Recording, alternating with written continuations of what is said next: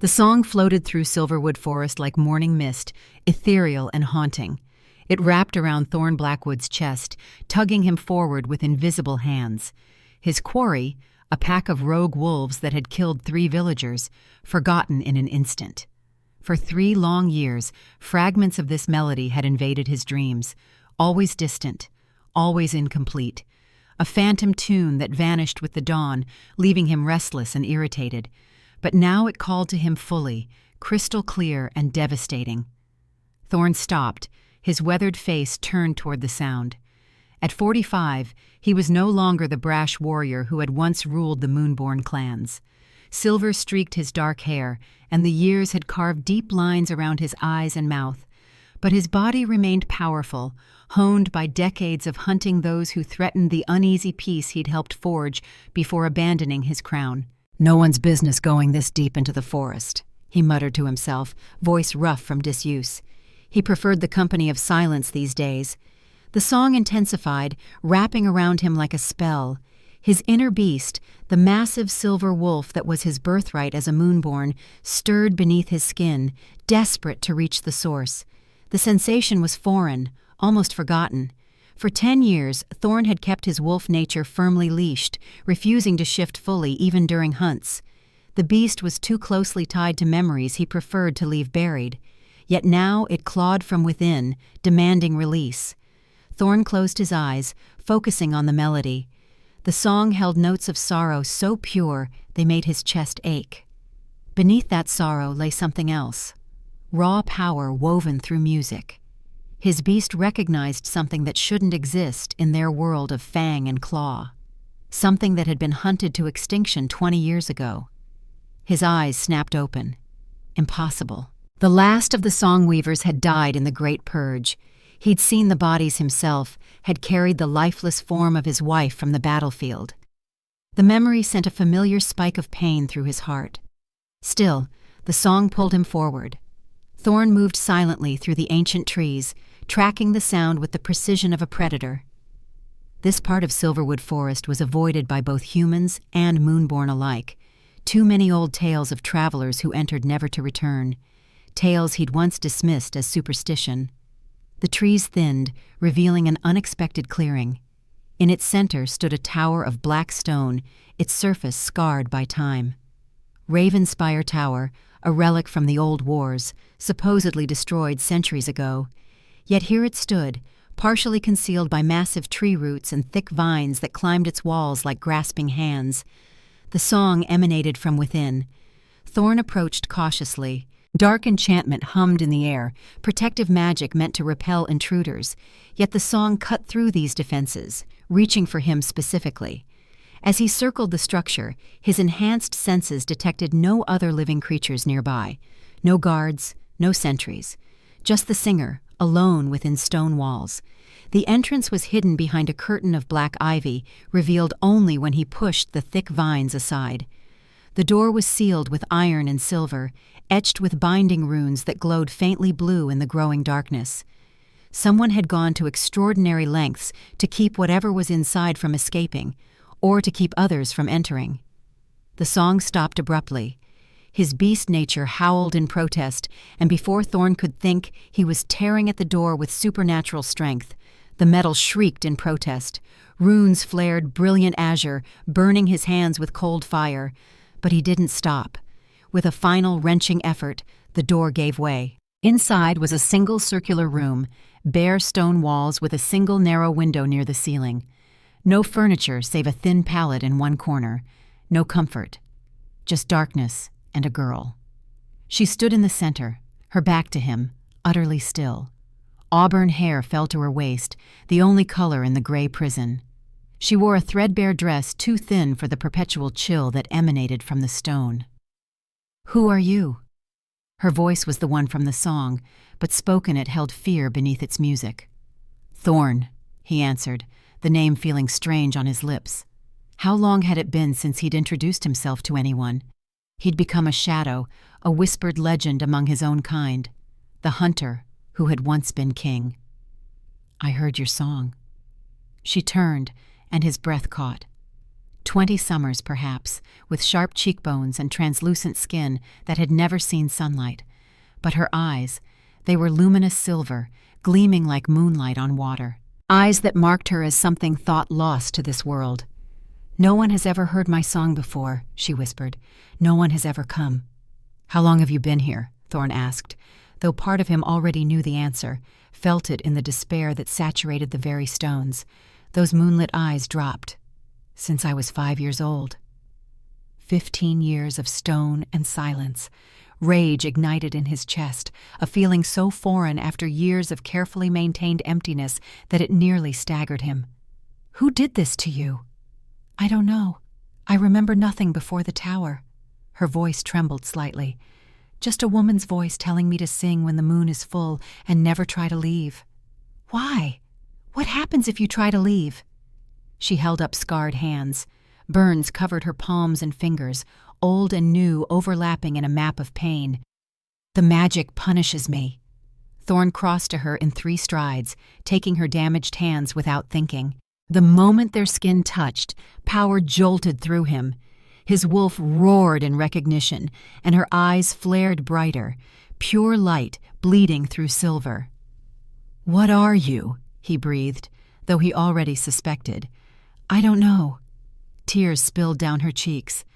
"I don't even know my name. She never told me." Something protective and primal surged through Thorne. He had abandoned such feelings a decade ago, when he'd walked away from his responsibilities, his people, his crown. When he'd chosen solitude over leadership after failing to protect the one person who mattered.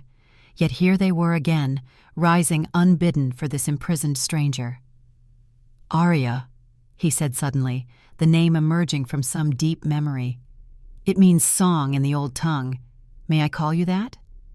She nodded, tears still tracking down her pale cheeks. "Aria," she repeated, testing it.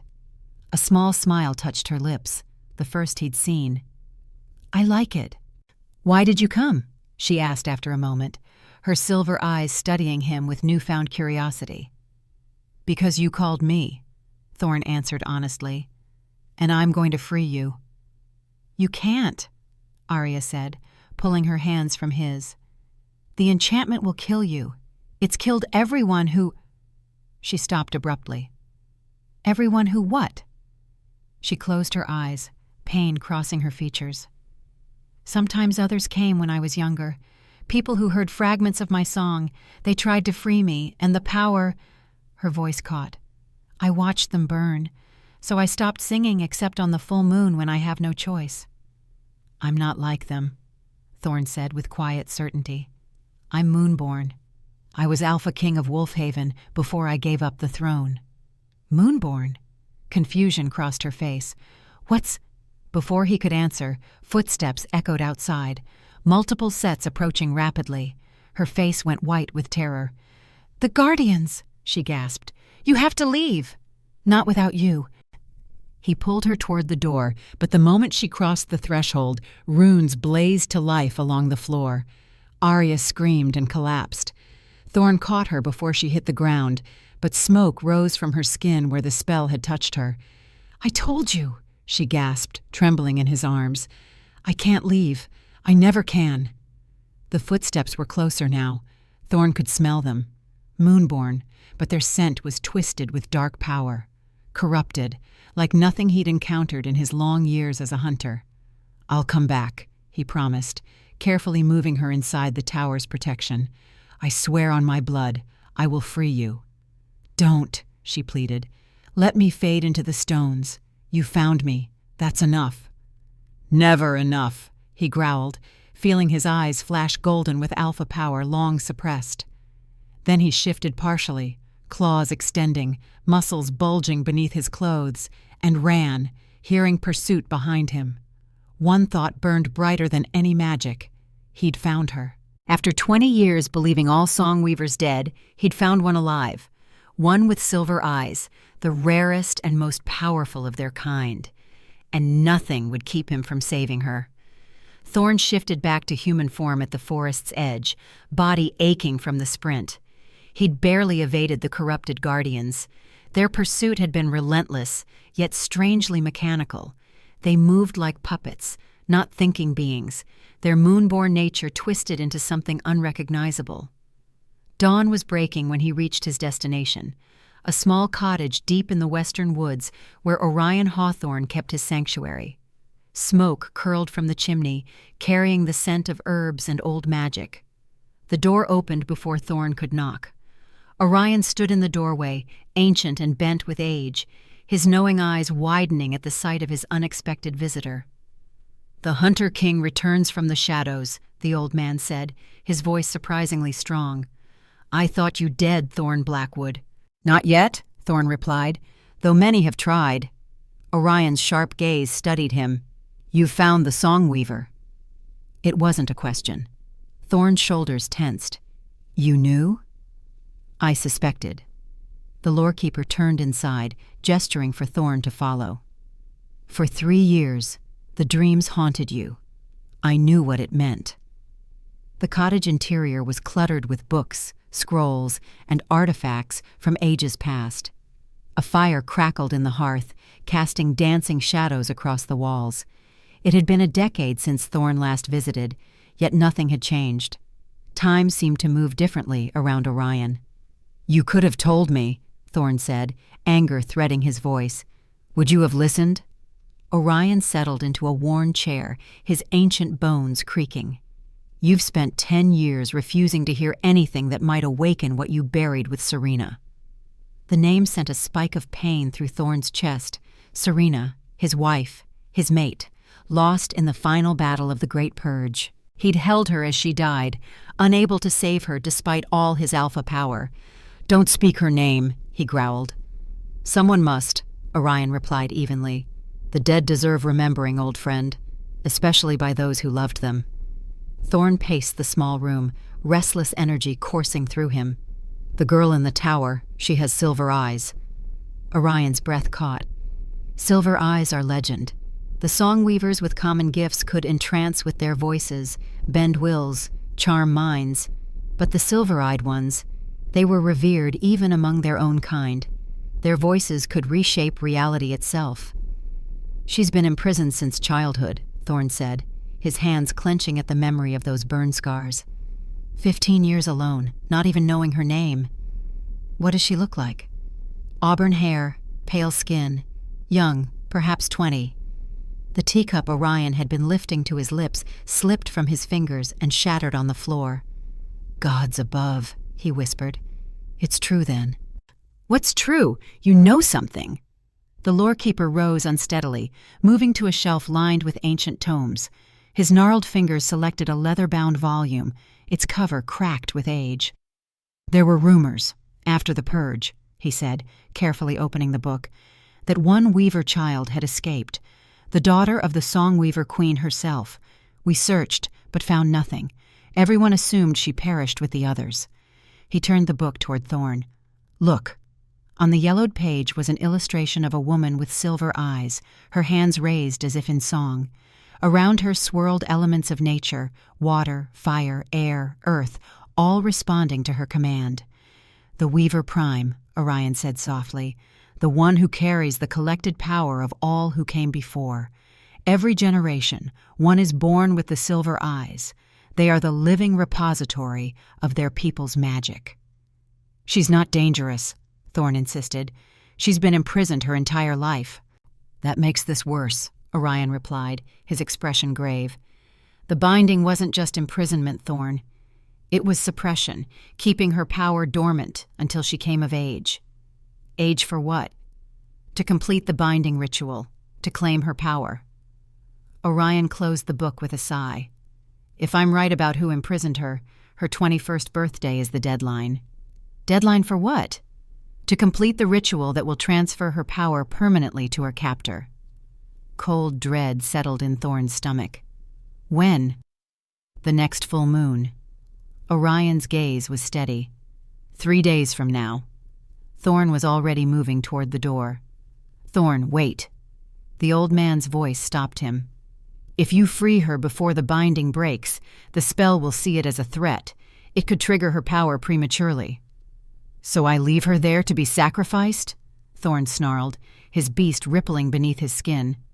An untrained Weaver Prime at full strength can level cities, Orion warned. The last one turned a battlefield to ash in moments. Their power is catastrophic without proper training. Then I'll teach her control. The lorekeeper studied him for a long moment. Why do you care, Hunter? You've spent a decade avoiding entanglements, refusing to lead, to protect. Why risk everything for this girl? Thorne had no answer that made sense. Only the memory of silver eyes filled with tears, the sound of a song that had called to him across impossible distance, the feeling of recognition that had surged through his beast when they touched. I failed to save one Songweaver, he said finally. I won't fail again. Orion nodded slowly, as if confirming something to himself. The tower's binding is ancient magic, tied to blood and bone. It won't release her easily. Everything breaks eventually, Thorne replied, his voice hard with determination. Not everything. Orion's gaze was knowing. Some things transform instead. Be careful, old friend. Saving her may mean becoming what you've spent years running from. By sunset, Thorne had returned to Ravenspire Tower, this time prepared. A pack held supplies, clothes, food, blankets, books, and items Orion had insisted might help Aria understand her heritage. He'd moved cautiously, alert for the twisted guardians, but encountered none. Their absence troubled him more than their presence would have. This time, he knocked. Silence stretched. Then, "Thorne, is it you?" "It's me," he confirmed, placing his palm against the metal door. He let power flow, a trick he'd rarely used since abdicating. Alpha command directed at inanimate objects, forcing them to yield. The lock clicked open. Aria stood in the center exactly where he'd left her. The relief on her face when she saw him was like sunrise after endless night. "You came back?" she whispered, wonder in her voice. "I told you I would." He stepped inside, setting down his pack. "I brought you things." She stared at the offerings as if they were made of starlight. In 15 years, had no one brought her gifts? The thought kindled his rage anew, but he kept his expression gentle. "Why do you care?" she asked, her silver eyes searching his face. How could he explain something he didn't understand himself? The dreams that had haunted him for 3 years. The pull he'd felt toward her song. The way his beast had recognized her instantly, when it had been dormant for so long. "My beast knows you," he said finally. "From the moment I heard your song, something in me recognized you." He reached out slowly. She didn't retreat. His fingers found hers, and power sparked between them like lightning. This is why." "What is this?" Her voice trembled. "Among my people we call it the soul meld," Thorne explained. "Our souls recognize each other as kindred, as—" He hesitated, the word feeling too significant after so much solitude. "Connected." "Connected," she repeated, as if tasting the word. "I've been alone for so long, connected to nothing but stone and silence." "You're not alone anymore." The promise emerged before he could consider its weight. He, who had sworn to need no one, to protect his wounded heart with isolation, was offering connection to a stranger. Yet she wasn't a stranger, was she? Not when his dreams had been filled with fragments of her song for years. Not when his beast surged toward her, as if recognizing something long lost. He squeezed her hand gently. "I need to tell you what you are, Aria. What the silver eyes mean." Over the next hour, as shadows lengthened across the tower floor, Thorne explained. The Songweavers, their gifts, their history. The conflict with the Moonborn that had escalated into the Great Purge 2 decades ago. The legends of the silver-eyed weavers who carried the collective power of their kind. Aria listened with growing wonder, occasionally asking questions that revealed a sharp intelligence, despite her isolation. "And the woman who imprisoned me?" she asked finally. "Do you know who she is?" Thorne's expression darkened. "I have suspicions. There were rumors after the purge that Selene Nightshade, a human queen who had orchestrated much of the conflict, was dabbling in forbidden magic. magic that required Songweaver power. To do what? Extend her life, enhance her own abilities. His voice grew grim. If Orion is right, she's been siphoning your power for 15 years. Every full moon, the binding drew magic into her. Aria's fingers traced the burn scars on her hands. How much has she taken? About half, according to the old texts. When you turn 21, the ritual will be completed. She'll take the rest, and you'll... He couldn't finish. Die, Aria said quietly. I've always known something was coming. I could feel it growing closer with each passing year. Thorne fought back a growl. It won't happen. I won't let it. The binding is strong. You saw what happened when I tried to leave. There are other ways, he said. The soul meld I mentioned. It might offer protection, a counterbalance to the binding. How? He hesitated. It's a ritual of my people, a sharing of essence between two souls. Normally, it's performed between mates who intend to bond for life. He watched her eyes widen. I'm not suggesting that, but a partial meld might shield you from the worst of the binding's effects. Give us time to find a way to break it completely. What would it involve? Blood. Mine, freely given, would begin the process. But Aria... He leaned closer, ensuring she understood the gravity of his words. Once begun, the meld can't be undone. Our lives would be linked, our souls intertwined. It's not a decision to make lightly. She studied him with those remarkable silver eyes. Why would you offer this to a stranger? Thorne considered his answer carefully. I lost someone dear to me in the purge, he said finally. A songweaver like you. I couldn't save her. Perhaps saving you is my redemption. It wasn't the whole truth, but it was all he could offer now. The rest was too complicated, too bound up in dreams and instincts he barely understood himself. Aria was silent for a long moment. Then, tell me about her, the one you lost. The request struck him like a physical blow. No one had dared ask about Serena in years. They'd seen his grief, his rage, and given him wide berth. Her name was Serena, he said finally, the words rough in his throat. She was human-born, but with Songweaver blood. When the purge began, I tried to protect her. Failed. His hands clenched. I held her as she died. I'm sorry, Aria whispered. It was a long time ago. Not to you, she said with surprising perception. I can see it in your eyes. Time moves differently when you're alone. Before he could respond, darkness fell fully outside, and moonlight streamed through the tower's single high window. Aria tensed. The moon is rising, she whispered, fear threading her voice. I have to sing. I don't have a choice. As she spoke, her body straightened, head tilting back as if pulled by invisible strings. Her lips parted, and the song that emerged was different from what had drawn him to the tower. This was compulsion, not choice, pure and powerful, designed to enthrall. Thorne felt his will begin to slip away. His beast whimpered, ready to obey whatever command followed. But beneath the compulsion, he felt her pain, the wrongness of power extracted against her will. He threw up mental walls, decades of alpha discipline providing resistance. Aria, fight it, he urged. You're stronger than this. Her voice faltered. I can't stop it. Then let me help. He crossed to her against the pressure of her song. When he reached her, he took her face in his hands. Look at me.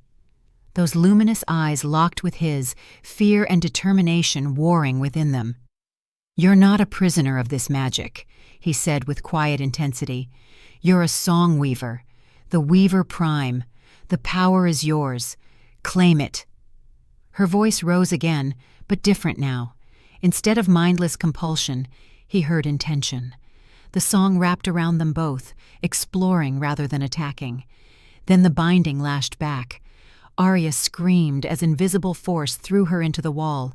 She hit hard, and blood bloomed on her temple. Thorne caught her before she could fall. The tower pulsed with malevolent energy, ancient magic defending itself against her rebellion. The binding doesn't want me to control it, she gasped. "Every time I try—" "This ends now," Thorne growled, his decision made. "I won't let you face this alone." Before she could respond, his beast surged forward. A partial shift, fangs lengthening, eyes glowing golden. He bit deeply into his own wrist, then pressed the bleeding wound to her mouth. "Drink," he commanded. "My blood will start the soul meld, bind you to me, give you my strength. The spell can't fight both of us." Aria held his gaze, understanding and fear mingling in her expression. Then she opened her mouth and drank. Power erupted between them, golden light from him, silver from her, intertwining in a brilliant display. He felt her life force merge with his, her fear, her hope, her desperate loneliness. And beneath it all, a well of power so deep it staggered him. The binding screamed its protest, the tower shaking, stones cracking. But the soul meld held. Aria's eyes rolled back, and her voice rose again, not forced by the binding, but by her power finally unleashed. Thorne felt his bones begin to crack and reform. The partial shift became complete against his will, man giving way to beast in a transformation he hadn't permitted in a decade. But it wasn't just transformation. His body was trying to remake itself to match the power flowing through him. Too much, too fast. "Aria!" he gasped through lengthening jaws. "Control it. Focus." She couldn't hear him. Her consciousness had turned inward, discovering the true depths of what she was. The tower's magic fought back savagely, ancient bindings unraveling as her power surged. With a sound like thunder, the tower exploded outward. Stone and magic shattered, a shockwave of energy rippling across the forest. Thorne threw himself over Aria as debris rained down. When the dust cleared, they lay in rubble under open sky. Ravenspire Tower was gone, and Aria was unconscious in his arms, barely breathing. "No," he growled, his voice distorted by his wolf form. "Stay with me. You're free now. Don't leave me." But she didn't wake. In the distance, howls rose, not the natural calls of wolves, but the twisted cries of the corrupted guardians. They'd sensed the explosion of power and were coming for the Weaver Prime, who had just announced her presence to the world. Thorne gathered Aria carefully in his massive jaws, her small form limp against his silver fur. The soul meld pulsed between them, faint but present. She lived, but for how long? As the howls grew closer, Thorne Blackwood, the hunter who had once been king, ran through the moonlit forest, carrying the last songweaver to safety. His beast, long suppressed, exulted in its freedom. But the man within held only one thought. The soul meld had begun. Their fates were now intertwined, and the full moon was still coming. Dawn painted the forest in pale gold when Thorne reached Orion's cottage, still in wolf form, Aria cradled gently in his massive jaws. Blood matted her auburn hair where she'd struck the wall, and her breathing remained shallow. The soul meld pulsed between them, a golden thread connecting their life forces, but it felt fragile, as if it might snap with the slightest pressure. Orion stood in the doorway as if he'd been waiting, his ancient eyes widening at the sight of Thorne's silver wolf form. It had been a decade since anyone had seen the former Alpha King in his beast aspect. "Bring her inside," the lorekeeper commanded, stepping back to make way. Thorne ducked through the doorway, careful not to jostle Aria's limp form. The cottage interior had been transformed in his absence. Herbs hung from rafters, potions bubbled in small cauldrons, and ancient texts lay open on every surface. Orion had prepared for their return. "On the bed," Orion directed, gesturing to a pallet prepared with fresh linens. Thorne placed Aria gently on the bed, then stepped back, willing his form to change. The transformation came reluctantly, his beast resisting the return to human shape after so long confined. Bones shifted painfully, fur receded, and finally Thorne stood naked and panting, his body remembering what it felt like to be fully human again. Orion handed him clothes without comment, then turned his attention to Aria. The old man's gnarled fingers examined her head wound with surprising gentleness. "The tower?" he asked without looking up. "Destroyed," Thorne replied, voice rough as he dressed. The binding fought back when she started to control her song. "And the soul meld?" "Initiated, not completed."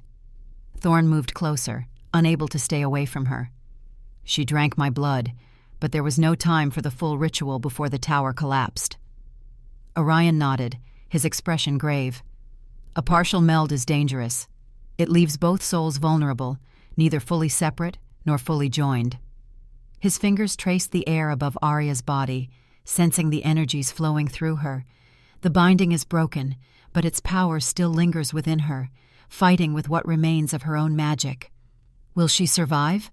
The question hung in the air, heavier than Thorne had intended. When had this strange girl's survival become so essential to him? A week ago, he'd been a solitary hunter, committed to isolation, nursing old wounds and avoiding new connections. Now his soul was literally bound to a woman he barely knew. "That depends on you," Orion said finally. "The partial meld has created a dependency. Your life force is sustaining hers. If you leave her now, she will fade." "I'm not going anywhere," Thorne said with quiet certainty. The lorekeeper studied him. "The Hunter King returns to the pack, then?" "I'm no king anymore." Thorne sat heavily in a chair beside the bed, suddenly exhausted. "Magnus Shadowclaw has held that title for a decade." "A title without the true power," Orion countered. "You never formally surrendered the Alpha Essence. You merely walked away." It was an old argument, one Thorne had no energy to revisit. He focused instead on Aria's pale face, willing her to wake. Through their fragile connection, he could feel her consciousness, distant but present, like a star glimpsed through heavy fog. "How do we complete the soul meld?" he asked. Orion sighed. "The traditional way requires the sacred ground of Wolfhaven, the witness of the pack elders, and the light of the full moon. We don't have time for tradition. The full moon is 2 days away, and if you're right about Celine's plans, she'll come for what she believes is hers," Orion finished. "Yes, and she'll bring her twisted guardians with her." Thorne's hands clenched. "There must be another way." "There is." Orion moved to a shelf, retrieving a small wooden box inlaid with silver. "The blood bond you initiated can be strengthened through shared consciousness. You must enter her dreams, find her in the labyrinth of her own mind, and guide her back." "How?" The old man opened the box, revealing a small vial of dark liquid. "Dream root extract. Ancient magic predating even the Moonborn. It will allow your consciousness to follow the thread of the soul meld into her mind." Thorne eyed the vial skeptically. "You've had this prepared since I left yesterday." A ghost of a smile touched Orion's weathered face. "I've had it prepared for 10 years, old friend, waiting for you to remember what you were meant to be." Before Thorne could respond, a soft groan came from the bed. Aria's eyelids fluttered, then opened. Her silver eyes were dull, clouded with pain and confusion. "Thorne?" she whispered. He was beside her instantly, taking her hand. "I'm here." Relief flooded her face, then alarm, as she registered their unfamiliar surroundings. She tried to sit up, but fell back with a gasp of pain. "Don't move," Thorne cautioned. "You're injured. The tower collapsed when your power broke free." Memory returned to her eyes. "The binding. It tried to kill me, but you saved me. Your blood—" Her fingers tightened around his. "What happened?" "You initiated a soul meld," Orion said, stepping forward. "I am Orion Hawthorne, lorekeeper of the Northern clans, and you are the Weaver Prime, last of your kind." Aria stared at him, then at Thorne. "The tower is gone? I'm free?" "The physical tower, yes," Thorne confirmed. "But the binding magic lingers. It's still fighting against your true power."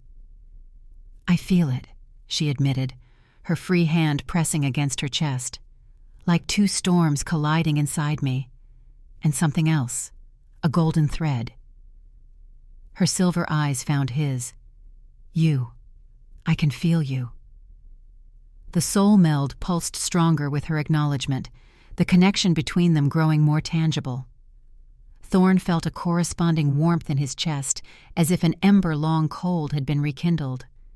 "The meld is incomplete," Orion explained gently. "For now, it sustains you, but it cannot last in this half-formed state." "What happens if it breaks?" Aria asked. The old man's expression was grave. "Your system would be overwhelmed by conflicting magics. Without the stabilizing influence of the meld, the remnants of the binding spell would consume what remains of your natural power. And I would die," she concluded with surprising calmness. "Yes." Aria nodded slowly, absorbing this. "Then we complete the soul meld." "It's not that simple," Thorne said, surprised by her immediate acceptance. "A full meld is permanent. Our lives would be bound together until death. Our souls would become intertwined in ways that can't be undone." "You freed me from 15 years of imprisonment," she replied, her silver eyes steady on his. "You risked everything for a stranger. I trust you, Thorne Blackwood." Her simple faith struck him like a physical blow. Trust was a currency he hadn't dealt in for many years. The idea that this remarkable woman would place hers in him so completely was humbling. "The full ritual requires the sacred grounds of Wolfhaven," he explained reluctantly. "And with the binding still fighting within you, travel would be dangerous." "There is another way," Orion interjected, holding up the vial. "Dream root. It would allow Thorne to enter your consciousness, to help you fight the remnants of the binding from within." Aria considered this. "Like a battle within my mind?" "More a journey," the lorekeeper corrected. "Your consciousness is fragmented by conflicting magics. Thorne must help you reunite the pieces, strengthen your true self so it can expel the foreign power." She turned to Thorne, her expression solemn. "Will you do this? Enter my mind?"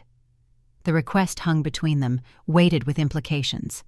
To enter another's consciousness was an intimacy beyond physical connection. He would see her truest self, her deepest fears, her most cherished dreams, and she would see his, the pain he'd buried, the guilt he carried, the king he'd abandoned. "Yes," he said finally, "if you'll have me." A small smile touched her lips. "I will." Orion nodded, satisfied. "Rest now," he told Aria. "Gather your strength. The dream walk must wait until nightfall, when the veil between consciousness and dream is thinnest." As the lorekeeper moved away to prepare his herbs and potions, Aria's grip on Thorne's hand tightened. "Thank you," she whispered, "for coming back, for not leaving me to the stones." "I'll never leave you to face darkness alone," he promised, the words emerging from some deep place he'd thought long sealed.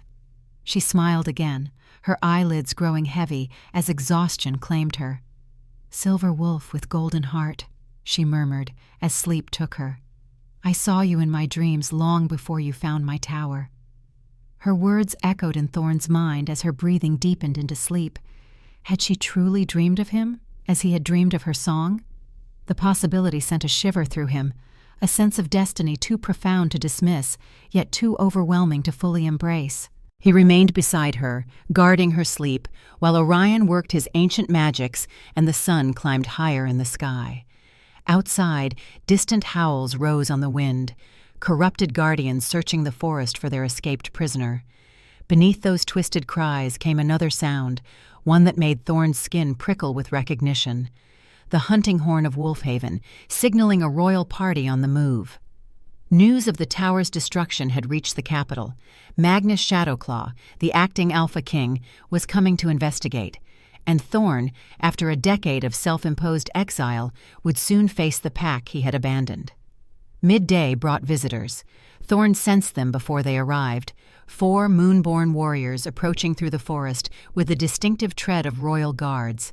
Their scent carried on the breeze, familiar yet changed from the years of separation. "Stay with her," Thorne instructed Orion, rising from his vigil at Aria's bedside. The lorekeeper nodded, continuing his preparation of healing herbs. "They already know you're here. Your scent has changed with the partial meld, but not enough to hide from those who once served you." Thorne stepped outside just as 4 figures emerged from the tree line. They wore the leather armor of the Wolfhaven Elite Guard, silver wolf emblems emblazoned on their chests. At their lead walked a man Thorne had once trusted with his life, Marcus Ironfist, his former captain, now serving a new king. Marcus halted several paces away, his weathered face betraying no emotion as he regarded his former alpha. The other guards hung back, uncertain how to proceed. Protocol dictated how to address a king or a common warrior, but not a king who had abandoned his throne. "Blackwood," Marcus said finally, using Thorne's family name rather than his title. Neither respect nor disrespect, a careful neutrality.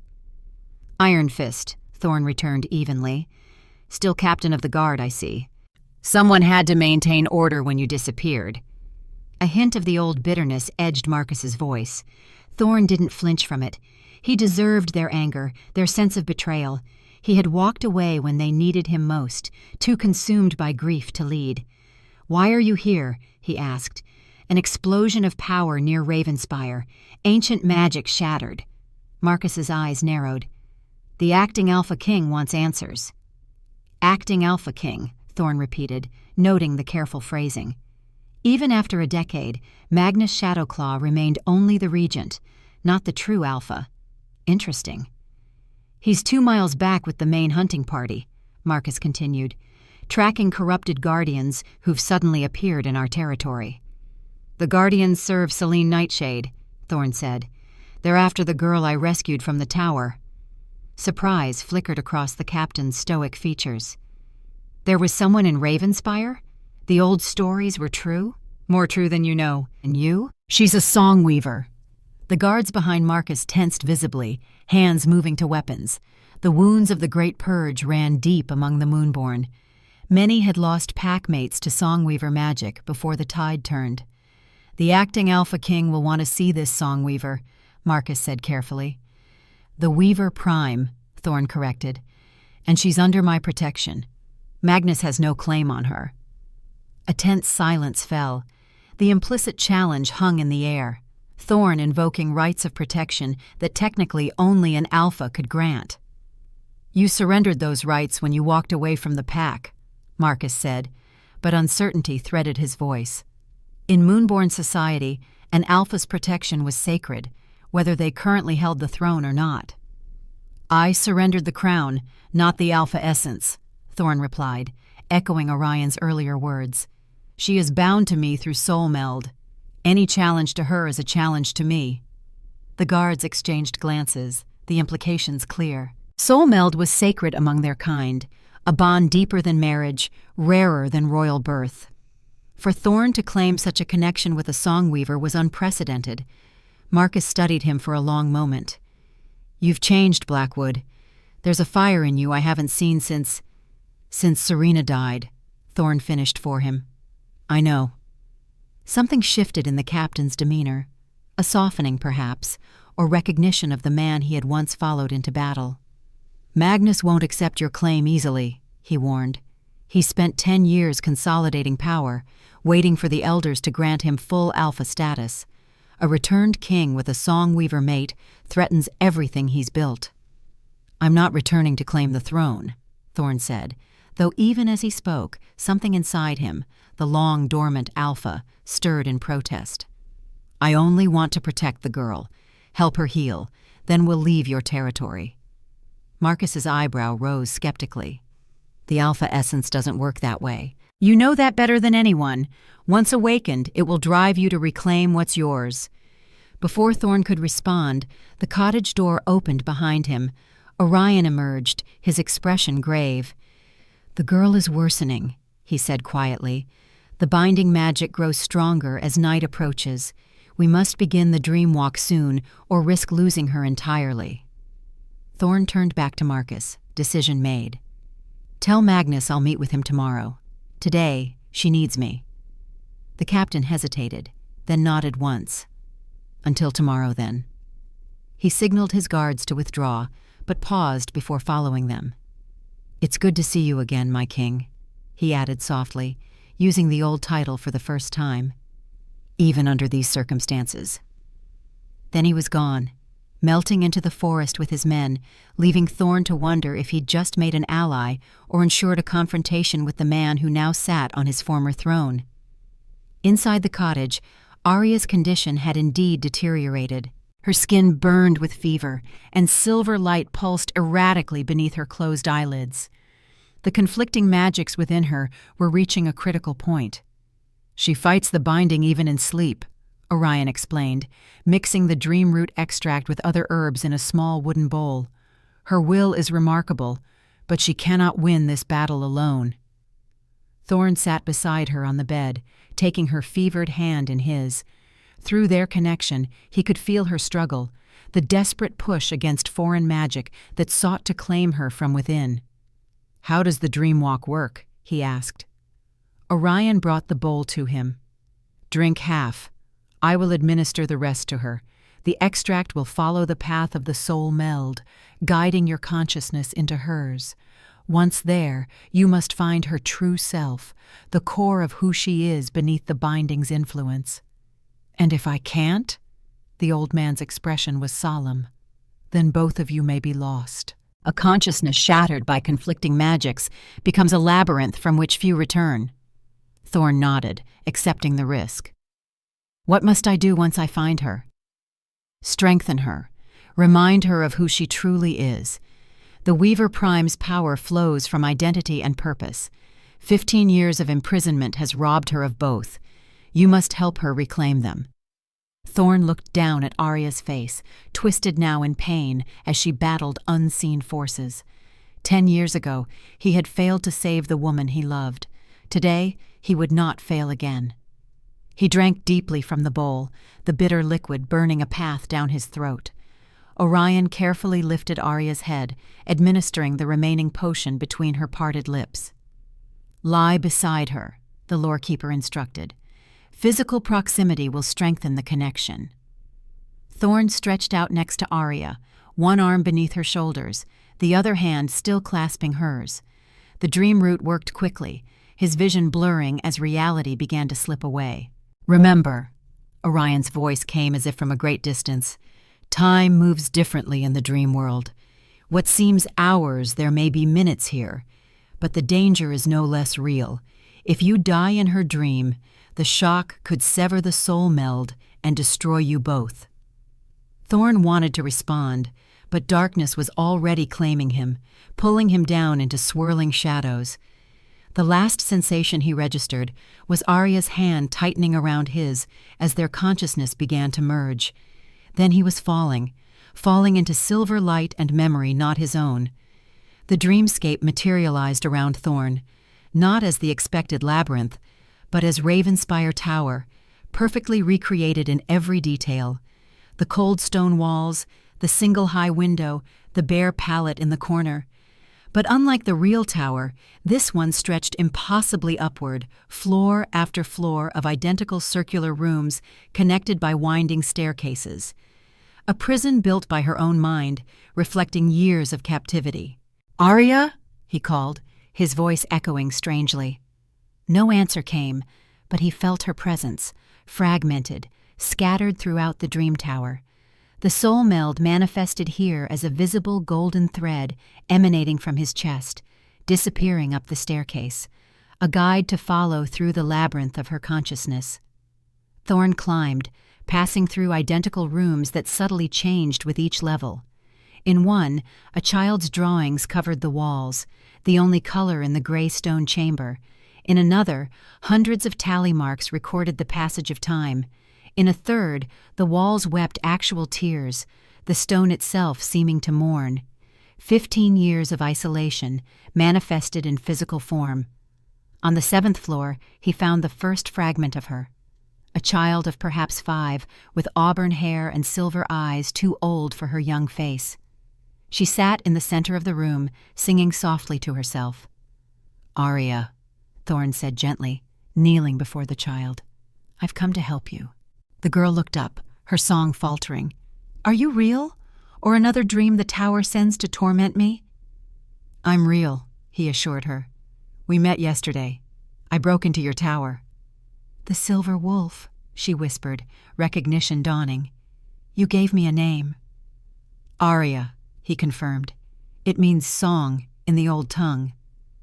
The child smiled, and something shifted in the dreamscape. The golden thread connecting them grew brighter, and the room around them warmed slightly. "I remember you," she said, "but I'm lost now, scattered. She's trying to take me again, piece by piece." "Selene Nightshade," Thorne growled, "the one who imprisoned you." The child nodded solemnly.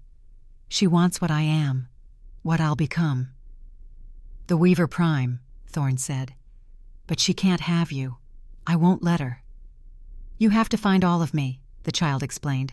"The binding broke me into pieces, past, present, potential." "I'll find every part," he promised. "But you must come with me now. Help me gather the rest of you." He extended his hand. The child hesitated, then placed her small fingers in his palm. The moment they touched, she dissolved into silver light, merging with the golden thread of the soul meld. Strengthened, Thorne continued upward, the tower shifting around him as he climbed. 3 more fragments he found and gathered. An adolescent Aria, filled with rage at her captivity. A version who had given up hope, ready to fade into the stones. A dreamer who had escaped through imagination, creating entire worlds within her prison. Each merged with the soul meld, the golden thread growing brighter, stronger, but still incomplete. On the highest floor, he found her. Not a fragment, but the core of who she was, Aria as he had first seen her, 20 years old with eyes like moonlight on water. She stood facing a mirror of black glass that dominated the circular room. In the reflection, another woman stared back, regal, beautiful, with hair like midnight and eyes cold as winter. Selene Nightshade. "You see?" The reflection spoke, its voice honeyed poison. "Without me, you are nothing. A nameless girl with power she cannot control. I gave you purpose." "You gave me prison," Aria countered, but her voice trembled. "I preserved you," the reflection insisted. "Protected you from a world that would have destroyed you as it destroyed the rest of your kind. Everything I did was necessary." "Necessary for your immortality," Thorne said, stepping forward. "Your youth bought with her suffering." The reflection's cold eyes shifted to him, narrowing in recognition. "The fallen king," Selene sneered. "How appropriate that you would find her. 2 broken creatures seeking redemption in each other." "We're not broken," Thorne replied evenly. "Wounded, perhaps, scarred, but not broken." "No?" The reflection laughed, the sound like shattering glass. "You abandoned your kingdom, your people, your very nature, and for what? Because you couldn't save one insignificant half-breed songweaver?" Rage surged through Thorne at the casual dismissal of Serena's life.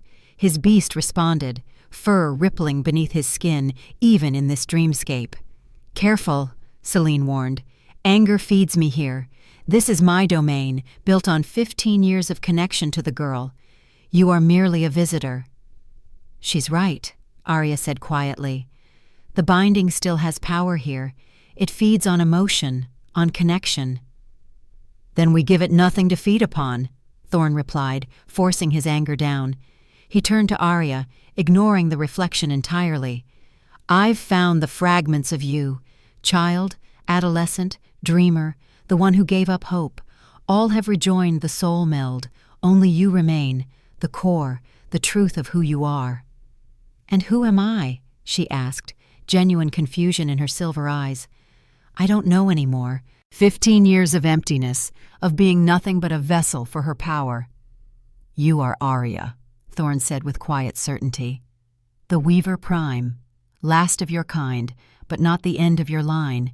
You are song and silver, moonlight and memory. You are the beginning of something new." As he spoke, the golden thread of the soul meld brightened, reaching for her. The black mirror cracked, fracture lines spreading across Selene's reflection. "No!" the reflection shrieked. "She is mine! The ritual is nearly complete!" "I was never yours," Aria said, her voice gaining strength. "You stole what wasn't freely given. No more." She turned away from the mirror, facing Thorne fully. "I choose freedom," she said. "I choose connection." She reached for him, her hands clasping his. The golden thread flared brilliantly, enveloping them both in warm light. Behind them, the mirror shattered completely, Celine's reflection dissolving into shadows that howled in impotent fury before fading away. The tower itself began to crumble, the dreamscape collapsing as Aria's consciousness reintegrated. Thorne held her tightly as the floor fell away beneath them, and they plummeted through dissolving stone and light. "Stay with me," he urged, as reality began to reassert itself. "Follow the thread back."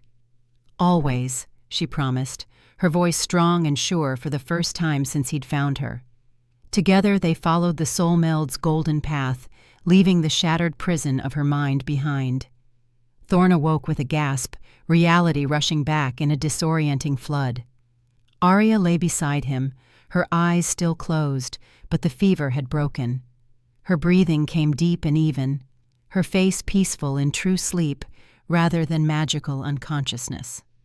Night had fallen while they journeyed through the dreamscape. Moonlight streamed through the cottage window, bathing them in silver light. "You succeeded," Orion said from nearby, relief evident in his voice. "The binding's hold is broken." Thorne sat up carefully, not wanting to disturb Aria. "Not completely," he corrected. "Celine still has a connection to her. Weaker now, but present." The lorekeeper nodded gravely. "The full moon approaches. Only complete severing of that connection will protect her from Celine's ritual." "The soul meld," Thorne said. "We need to complete it." "Yes, but not here." Orion looked toward the window, where the nearly full moon hung heavy in the night sky. "Sacred ground is required for a bond of this magnitude. You must take her to Wolfhaven, to the Heartstone." Thorne's jaw tightened. "Magnus will never allow it." "Magnus is not the true Alpha," Orion reminded him. "The Heartstone answers only to the one who carries the Alpha essence. If you are meant to complete this bond, the sacred ground will recognize your right." Before Thorne could respond, a soft sound drew his attention to the bed. Aria's eyes were open, silver irises bright with renewed strength. "Thorne," she whispered, reaching for him. "You found me."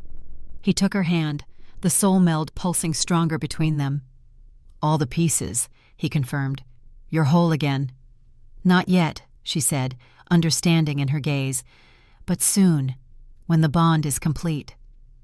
Thorne helped her sit up, noting with satisfaction that she moved more easily now, the pain that had racked her body earlier seemingly gone. "How do you feel?" he asked. "Stronger," she replied. "The binding no longer tears at me from within, but I can still feel her, Celine, at the edges of my mind, watching, waiting." "She'll come for you," Orion warned. "The full moon is tomorrow night. She will attempt to complete her ritual, with or without your physical presence. The magical connection she's forged over 15 years gives her a pathway." "Then we close that pathway," Aria said with quiet determination. "We complete the soul meld before she can complete her ritual." The simplicity of her acceptance still surprised Thorne. "You understand what that means? A bond for life, our souls intertwined until death, and perhaps beyond." A small smile touched her lips. "I understood in the dreamscape. You saw all of me, every fragment, every fear, every hope, and still you wanted to bring me back whole." "You saw me as well," he reminded her, "the man who abandoned his people, who failed to protect the woman he loved." "I saw a man wounded by loss," she corrected gently, "who found the strength to reach for connection again, despite his fear." Her silver eyes held his. "I choose you, Thorne Blackwood, silver wolf with golden heart, if you'll have me." The words hung between them, a formal offering in Moonborn tradition. The responding phrase rose to Thorne's lips unbidden, words he'd never thought to speak again. "I choose you, Aria of the silver eyes, song of my soul, light in my darkness, from this day until my last." The traditional acceptance, a promise as old as the Moonborn themselves. Orion cleared his throat, drawing their attention. "The choice is made," he said formally, "but the bond remains to be forged. You must reach Wolfhaven before the full moon rises tomorrow night." "Magnus stands between us and the Heartstone," Thorne pointed out. "Then you face him," the lorekeeper replied simply.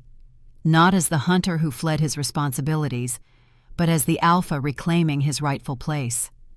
Thorne's jaw tightened. "I never wanted the throne again." "Perhaps not," Orion acknowledged. "But sometimes duty calls us back to paths we thought abandoned. Magnus Shadowclaw was never meant to be more than regent. The pack has suffered under his ambition." Before Thorne could respond, a howl split the night, not the corrupted cry of Celene's guardians, but the clear call of a Wolfhaven scout. A warning. Aria tensed. "What is it?" "Trouble," Thorne said grimly, moving to the window. In the distance, torches moved through the trees, dozens of them, approaching the cottage from all directions. "Magnus isn't waiting for tomorrow's meeting. He's come to claim you now." "Can we escape?" Aria asked, rising from the bed with newfound strength. Thorne shook his head. "They've surrounded us, scouts on all sides, warriors moving in." "Then we face them," she said, coming to stand beside him. In the moonlight, her silver eyes gleamed with determination. "Together." Thorne looked down at this remarkable woman, imprisoned for 15 years, yet unbroken, her freedom less than a day old, yet already prepared to fight for it. Something long dormant stirred within him, not just the alpha essence that had begun to reawaken since their first meeting, but something more personal, more profound. He reached for her hand, twining his fingers with hers. "Together," he agreed. Outside, the torches drew closer. Magnus Shadowclaw, acting Alpha King of Wolfhaven, approached with his warriors. The confrontation Thorne had avoided for 10 years had found him at last. But this time, he would not run. This time, he had something, someone, worth fighting for. Torchlight flickered through the cottage windows, casting long shadows across the wooden floor. Outside, the measured tread of approaching warriors grew louder. Thorne counted at least 20 distinct footfalls, a significant force for what should have been a simple diplomatic meeting. "Magnus comes with an army," Orion observed grimly. "Not the actions of a king secure in his authority." Thorne moved to the center of the small room, positioning himself between the door and Aria. "He knows what you are," he told her quietly. "A songweaver with silver eyes would threaten any moonborn leader after the Great Purge, especially one whose claim to power is already tenuous." Aria stood straighter, determination hardening her features. "I won't be anyone's prisoner again." "No," Thorne agreed. "You won't." A heavy knock rattled the cottage door. Without waiting for a response, it swung open, revealing a figure silhouetted against the torchlight. Magnus Shadowclaw stepped across the threshold, flanked by elite guards. At 40, he was in his physical prime, tall, muscular, with jet-black hair and a face unmarked by the passage of years. His amber eyes immediately sought Thorne, narrowing when they found him. "The hunter returns," Magnus said, his voice carrying the carefully controlled power of an alpha. After 10 years of self-imposed exile, Thorne inclined his head slightly, acknowledging the greeting without offering submission. "Acting Alpha King," he replied, emphasizing the temporary title. "You bring many warriors for a simple conversation." Magnus's gaze shifted to Aria, assessing her with cold calculation. "When the conversation involves a songweaver, precautions are necessary." He stepped further into the cottage, his guards remaining at the door, especially one who destroyed an ancient tower with a single burst of power. "She was imprisoned there against her will," Thorne countered. "For 15 years.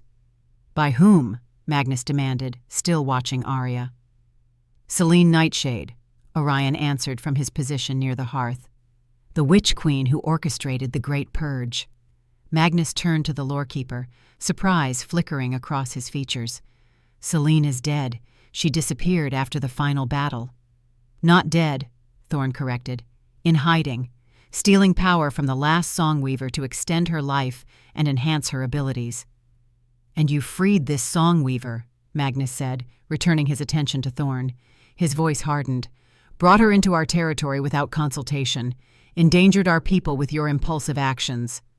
I protected an innocent, Thorne replied evenly, as any alpha would. The air between the two men crackled with tension.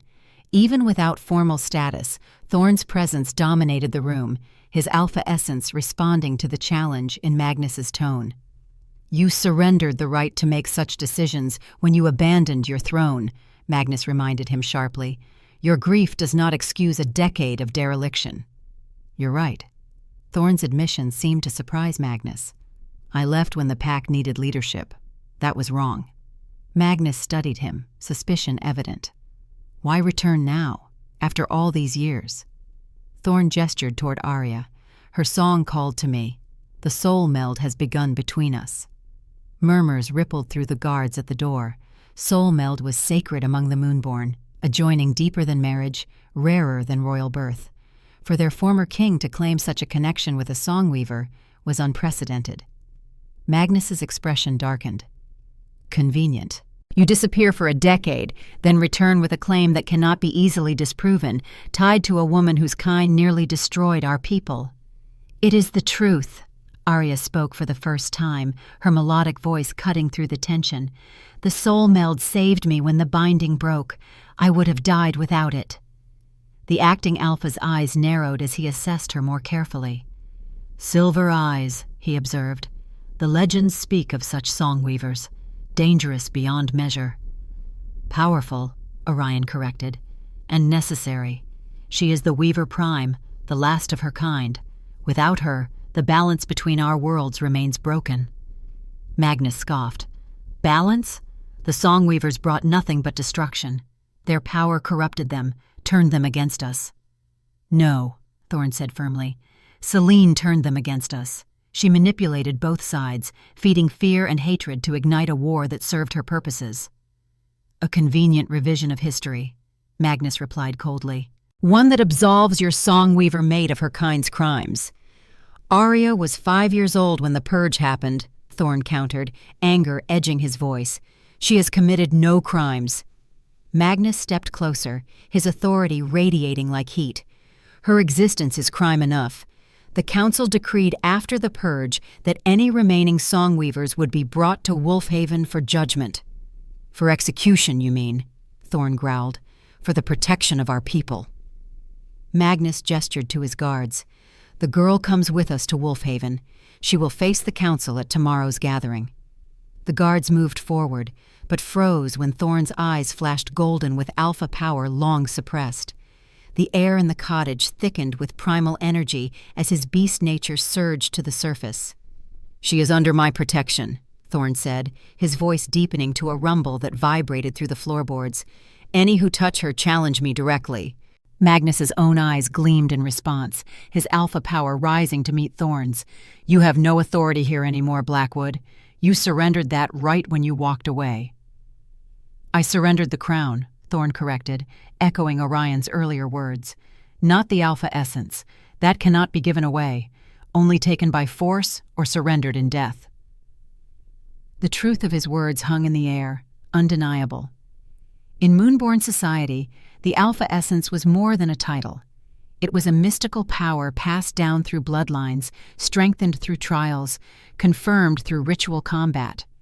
Magnus had been regent for a decade, but never formally challenged Thorne for the essence itself. Is that what you want? Magnus asked quietly, deadly intent in his voice. Combat for the throne you abandoned? Now, when our people finally know peace? I want her safety, Thorne replied. Nothing more. Magnus studied him for a long moment.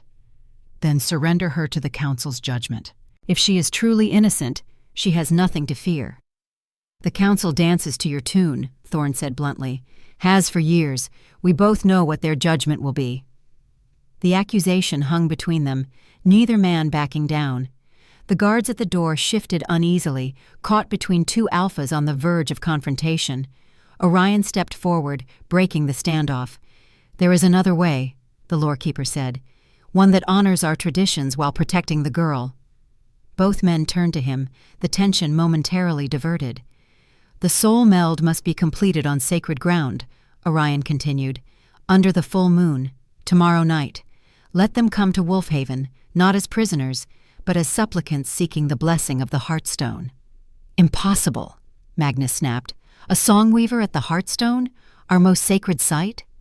"The girl is already bound to Thorne through partial meld," Orion reminded him. "If the Heartstone accepts their bond, it proves she is no threat to our people. If it rejects them—" He left the consequences unspoken.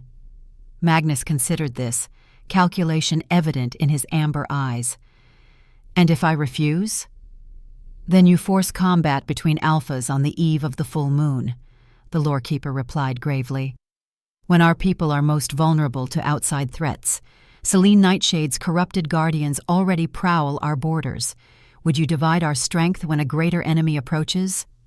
The acting alpha's jaw tightened, frustration evident. Orion had outmaneuvered him, appealing to his duty as protector of the pack. "Very well," he said finally. "They may come to Wolfhaven as supplicants. The council will witness the Heartstone's judgment tomorrow night." His gaze hardened as he looked at Thorne. "But they will come under guard.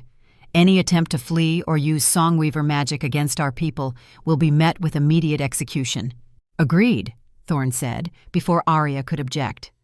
Through their partial bond, he sensed her indignation at being discussed like property, but also her understanding of the delicate political balance. Magnus nodded curtly. "We leave at first light. My guards will remain posted outside until then." Without waiting for a response, he turned and strode from the cottage, his warriors following like shadows. When the door closed behind them, Aria released a breath she hadn't realized she was holding. "He fears you," she observed quietly. "No," Thorne corrected. "He fears what my return represents. Change. Disruption of the power he's carefully accumulated." "And me," she added. "He fears what I am." "With reason," Orion said, settling heavily into a chair by the fire. "The silver-eyed songweavers of legend could alter reality itself with their voices. After the devastation of the Great Purge, such power naturally inspires fear." Aria moved to the cottage's small window, gazing out at the torch-wielding guards now positioned around the clearing. "What happens if the Heartstone rejects our bond?" The question hung in the air, heavy with implication. Thorne and Orion exchanged glances, silent communication passing between old friends. "The Heartstone doesn't judge worthiness in human terms," Thorne explained finally. "It responds to the alpha essence and the truth of the bond. If the soul meld has truly begun between us, and we know it has, the stone will recognize it." "You didn't answer my question," Aria noted, turning back to him. "What happens if it doesn't?" "Then Magnus would have grounds to execute you both," Orion said bluntly. "The stone's rejection would be seen as confirmation that your bond threatens the pack." Aria nodded, absorbing this. "And if it accepts us?"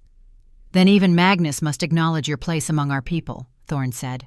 "The stone's blessing is sacred, beyond political manipulation." "So tomorrow I face judgment again," she murmured. "From a stone this time, rather than a witch queen." Thorne crossed to her, taking her hands in his. "Not judgment. Recognition. The stone will see what I already know, that you belong at my side, that our souls recognize each other across impossible distance." She looked up at him, vulnerability and strength mingling in her silver gaze. "And if it doesn't? If all this, the dreams, the song, the soul meld, was simply desperation? A prisoner reaching for any escape? A lonely hunter answering any call?" The doubt in her voice twisted something in Thorne's chest. He understood its source, 15 years of isolation, of being told her only value lay in the power that could be extracted from her. Such wounds didn't heal overnight, even with the soul meld's connection between them. "Then we face that truth together," he said simply. "But Aria," he lifted one hand to her cheek, "I have spent a decade running from connection, from responsibility, from my own nature. Until your song called me back. That was no accident, no coincidence." She leaned into his touch, her eyes closing briefly. "I want to believe that." "Then believe this," he said softly. "Whatever happens tomorrow, you will never be a prisoner again. I swear it on my blood, on my beast, on everything I am." Orion cleared his throat, interrupting the moment with apologetic determination. "You should both rest," the lore-keeper advised. "Tomorrow's journey will be demanding, and the ritual at the Heartstone will require all your strength." Thorne nodded, reluctantly stepping back from Aria. "He's right. The path to Wolfhaven isn't easy, even for Moonborn in their prime." "I've never traveled more than a few steps outside my tower," Aria admitted. "In 15 years, I don't know if my body is strong enough for such a journey." "The soul meld will help," Orion assured her. "You draw strength from Thorne through the connection, but sleep is essential for both of you. The dream root's effects linger, and your minds need time to recover from the dream walk." Aria nodded, fatigue evident in the way her shoulders sagged now that the confrontation with Magnus had passed. Thorne led her to the small bed in the corner of the cottage's main room, the same one where she had recovered earlier. "I'll keep watch," he told her, as she settled beneath the blankets. She caught his hand before he could move away. "Stay close," she requested softly. "The connection is stronger when you're near." Thorne hesitated, then nodded. He settled on the floor beside the bed, his back against the wall, positioned to see both Aria and the door. Through their bond, he felt her gratitude, her fear, and beneath it all, a tentative hope that tomorrow might bring true freedom at last. As she drifted toward sleep, her final conscious thought floated to him through the soul meld. What if the Heartstone sees the truth of who I am and rejects me for it? Thorne had no answer that wouldn't sound like empty reassurance. Instead, he reached through their connection, surrounding her consciousness with warmth and protection as she slipped into dreams. Across the room, Orion watched the silent exchange with knowing eyes. "The bond grows stronger," he observed quietly, "even without the ritual's completion." "Is that possible?" Thorne asked, his voice equally low to avoid disturbing Aria's slumber. "Unprecedented," the lore-keeper admitted. "But then, a soul meld between Moonborn Alpha and Weaver Prime has never occurred in recorded history. You are writing new chapters in very old books, my friend." Thorne's gaze returned to Aria's sleeping form. "I never sought this. After Serena died—" "You sought oblivion," Orion finished for him. "Isolation. Penance for a failure that was never truly yours." "I was king," Thorne said, the old guilt resurfacing. "I should have protected her, protected all of them." "Celine's deception ran deeper than any of us knew," Orion countered. "She orchestrated the conflict from both sides, feeding fear among the Moonborn, resentment among the Songweavers. Not even you, with all your alpha power, could have prevented what happened." Thorne's jaw tightened. "I should have seen through her manipulations, should have recognized the pattern before it was too late." "Perhaps," the old man acknowledged, "and perhaps that is why the fates have given you this second chance, to right old wrongs, to restore the balance that was broken 20 years ago." Thorne's gaze shifted to the window, where Magnus's guards maintained their vigilant watch. "Balance won't be easily restored. There is too much blood between our peoples, too much loss." "Every restoration begins with a single step," Orion said. "Tomorrow, at the Heartstone, you and Aria will take that step, if you are ready." The question hung in the air between them. Was he ready? Ready to step back into the light after a decade of shadows? Ready to lead again, to protect not just one Songweaver this time, but forge a new path for both their peoples? "I don't know," Thorne admitted finally. 10 years ago, I failed those who depended on me. What if I fail again?" "You are not the same man who walked away from Wolfhaven," Orion observed. "That Thorne was consumed by grief, blinded by guilt. You have carried those burdens long enough to understand their weight, to learn how to bear them without breaking." "And if that's not enough?" Orion's gaze shifted to Aria's sleeping form. "Then you have something the younger Thorne did not. Someone to share the burden, someone whose strength complements your own." Thorne considered this, feeling the soul meld pulsing gently between him and Aria. Even in sleep, their connection remained, a golden thread binding them across consciousness. There was comfort in that bond, yes, but also responsibility. She trusted him with her freedom, perhaps her life. The weight of that trust was both heavier and more precious than the crown he had abandoned. "Rest," Orion advised, seeing the exhaustion in his old friend's eyes. I will keep the first watch. Thorne wanted to object, to insist on maintaining vigilance through the night, but the dream walk had drained him more than he cared to admit. His body felt leaden, his thoughts increasingly fuzzy around the edges. Wake me in a few hours, he instructed, allowing himself to slide down the wall into a more comfortable position. We leave at first light. Orion nodded, settling into his chair with the patience of one accustomed to long nights of contemplation. As Thorne's consciousness began to drift, the lorekeeper's final words followed him into darkness. The path forward is never clear until we are walking it. But sometimes, old friend, the first step is simply having the courage to try again. Dawn arrived with whispers of fog clinging to the forest floor. Thorne woke instantly, years of living as a hunter having honed his senses to the subtle shift from night to day. Aria still slept peacefully beside him, her auburn hair spread across the pillow like a fan of autumn leaves. Through their connection, he sensed her dreams, not the fractured nightmares of the tower, but images of open skies and endless forests. Freedom, even if only in sleep. Orion was already awake, or perhaps had never slept. The lorekeeper moved quietly around the cottage, gathering herbs and small objects that disappeared into a leather pouch at his belt. Magnus's warriors are preparing to move, the old man reported without preamble. They will expect you both shortly. Thorne nodded, rising silently to avoid waking Aria prematurely. The journey to Wolfhaven would be demanding, especially for someone who had known only the confines of a single room for 15 years. Every moment of rest was precious. Will you come with us? He asked Orion. The lorekeeper shook his head. My presence would complicate matters. Magnus tolerates me as keeper of old knowledge, but he has never forgiven my loyalty to you. His gnarled fingers closed around Thorne's wrist, pressing the leather pouch into his palm. Take this. Sacred herbs for the ritual. When you reach the Heartstone, burn them as offering before the completion of the soul meld. Thorne secured the pouch at his own belt, recognition of its significance evident in his careful handling. Thank you, old friend, for everything. Orion's weathered face creased in a rare smile. Save your gratitude for when you've successfully navigated the wolf's den you're walking into. Magnus has accepted the challenge of the Heartstone, but he will not make your path easy. I expect nothing less, Thorne replied grimly. A soft sound from the bed drew their attention. Aria was waking, her silver eyes fluttering open to the new day. For a moment, confusion clouded her features. The disorientation of someone accustomed to waking in the same stone room for 15 years, suddenly finding herself elsewhere.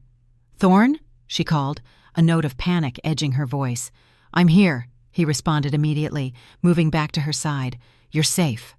Relief washed over her face as memory returned. The guards, she said. Magnus, we're going to Wolfhaven today. Yes, he confirmed. Are you ready? She sat up, pushing back the blankets with determination. As ready as I can be to face judgment from people who fear what I am. Her gaze met his, resolute despite the apprehension he could feel through their bond. But I won't show fear.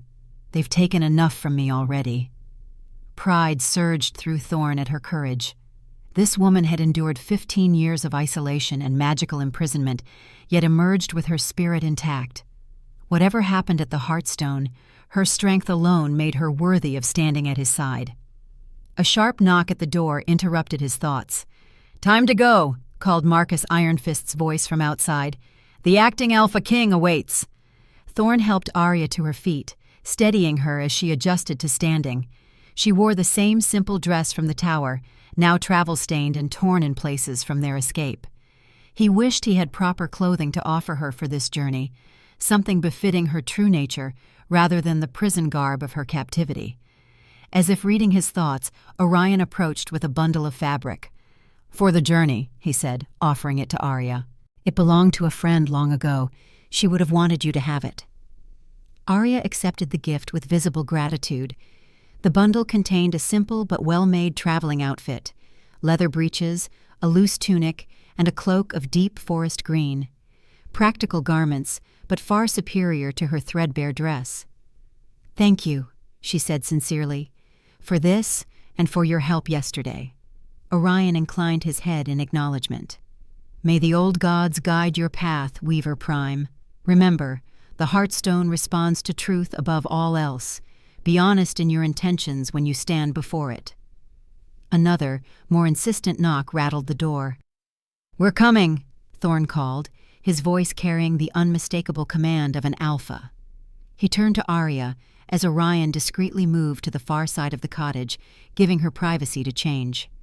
"Whatever happens today," Thorne told her quietly, "know that I meant every word of my promise last night. You will never be a prisoner again." She nodded, the determination in her silver eyes matching his own. "And you will never walk alone in darkness again," she replied. "Whatever happens, we face it together." The soul meld pulsed between them, strengthened by their mutual resolve. Outside, Magnus Shadowclaw and his warriors waited to escort them to Wolfhaven, to the Heartstone's judgment, to a future neither could fully predict. But for the first time in a decade, Thorne Blackwood felt something he had thought lost forever. Purpose. Not just the temporary focus of the hunt, but the deeper purpose of protection, of connection, of building something that might last beyond his own lifetime. As they stepped outside into the dawn light, surrounded immediately by Magnus's watchful warriors, Thorne allowed himself a moment of quiet certainty. Whatever trials awaited them in Wolfhaven, he and Aria would face them together. The soul meld had brought them this far. It would carry them the rest of the way. The journey to the capital had begun. The journey to Wolfhaven began in tense silence. Magnus led the procession with 4 elite guards, while Thorne and Aria walked in the center, surrounded by warriors who maintained a careful distance, close enough to intervene if necessary, far enough to acknowledge the power that radiated from both Songweaver and former Alpha King. Marcus Ironfist fell into step beside them, his presence more protective than threatening, despite his official position in Magnus's guard. The captain's loyalty to his current leader warred visibly with his respect for the king he had once served. "The path grows steeper ahead," Marcus informed them quietly. "We'll reach Silvercrest Ridge by midday." Thorne nodded his acknowledgement, his attention focused on Aria. Though she moved with surprising grace for someone confined to a tower for 15 years, he could sense her growing fatigue through their bond. The forest terrain was challenging even for experienced travelers. "How are you holding up?" he asked her softly. "I'll manage," she replied, determination threading her voice despite her weariness. "It's strange, feeling the earth beneath my feet again after so long, feeling the wind, seeing the sky without stone frames." Her silver eyes lifted to the canopy above, where sunlight filtered through spring leaves in dappled patterns. The wonder in her expression made something tighten in Thorne's chest. A protective instinct mingled with admiration for her resilience. "The world has been waiting for you," he told her. "All of this, forest, sky, mountains, it's yours to explore now." "If we survive today's judgment," she reminded him pragmatically. Marcus, overhearing their exchange, glanced back at Magnus walking ahead. "The Heartstone's verdict isn't as straightforward as the acting alpha suggests," the captain said, keeping his voice low. "It responds to the alpha essence, the true essence, not merely the title or position." Thorne studied his former captain thoughtfully. "You sound doubtful of Magnus's claim." Marcus's expression remained carefully neutral, but his words carried weight. 10 years is a long time to serve as regent. The council expected him to earn the alpha essence through his leadership, to prove himself worthy of permanent succession. "And has he?" Thorne pressed. A significant pause. "He has maintained order." The unspoken critique hung in the air between them. Order without inspiration. Control without vision. The bare minimum of leadership rather than the transformative guidance an alpha was meant to provide. Aria listened to this exchange with quiet attention, absorbing the political undercurrents. Through their bond, Thorne sensed her analyzing the information, filing it away for potential use later. 15 years of isolation had not dulled her mind. If anything, it had honed her observational skills to a razor's edge. "The pack would welcome your return," Marcus added so quietly that only Thorne's enhanced hearing could catch it. Despite everything. Before Thorne could respond, Magnus signaled a halt. They had reached a natural clearing where a small stream cut through the forest floor. "We rest briefly," the acting alpha announced, "then continue to Silvercrest." As the warriors dispersed to fill water skins and check the perimeter, Thorne guided Aria to a fallen log near the stream. She sank onto it gratefully, though pride kept her from showing the full extent of her exhaustion. "Here," he said, offering a water skin. "The climb ahead is steeper." She drank deeply, then turned her attention to the stream burbling over smooth stones. "Water that moves," she murmured, watching the current with fascination. "In the tower, I had only a small basin that was refilled occasionally. Still water. Dead water." With cautious movements, she left the log and knelt by the stream's edge, dipping her fingers into the clear flow. A smile touched her lips as the cold current played over her skin. "It sings," she said wonderingly. Thorne knelt beside her, alert to the watching warriors, but unwilling to deny her this simple pleasure. "Everything in nature has its own song," he agreed. "Most can't hear it, but songweavers could. That's how they communicated with the elements." Aria closed her eyes, listening to something beyond ordinary hearing. "I can feel it," she whispered. "Not just the water, but the trees, the stones, the very air. They all have rhythms, patterns, voices." As she spoke, Thorne noticed something extraordinary happening.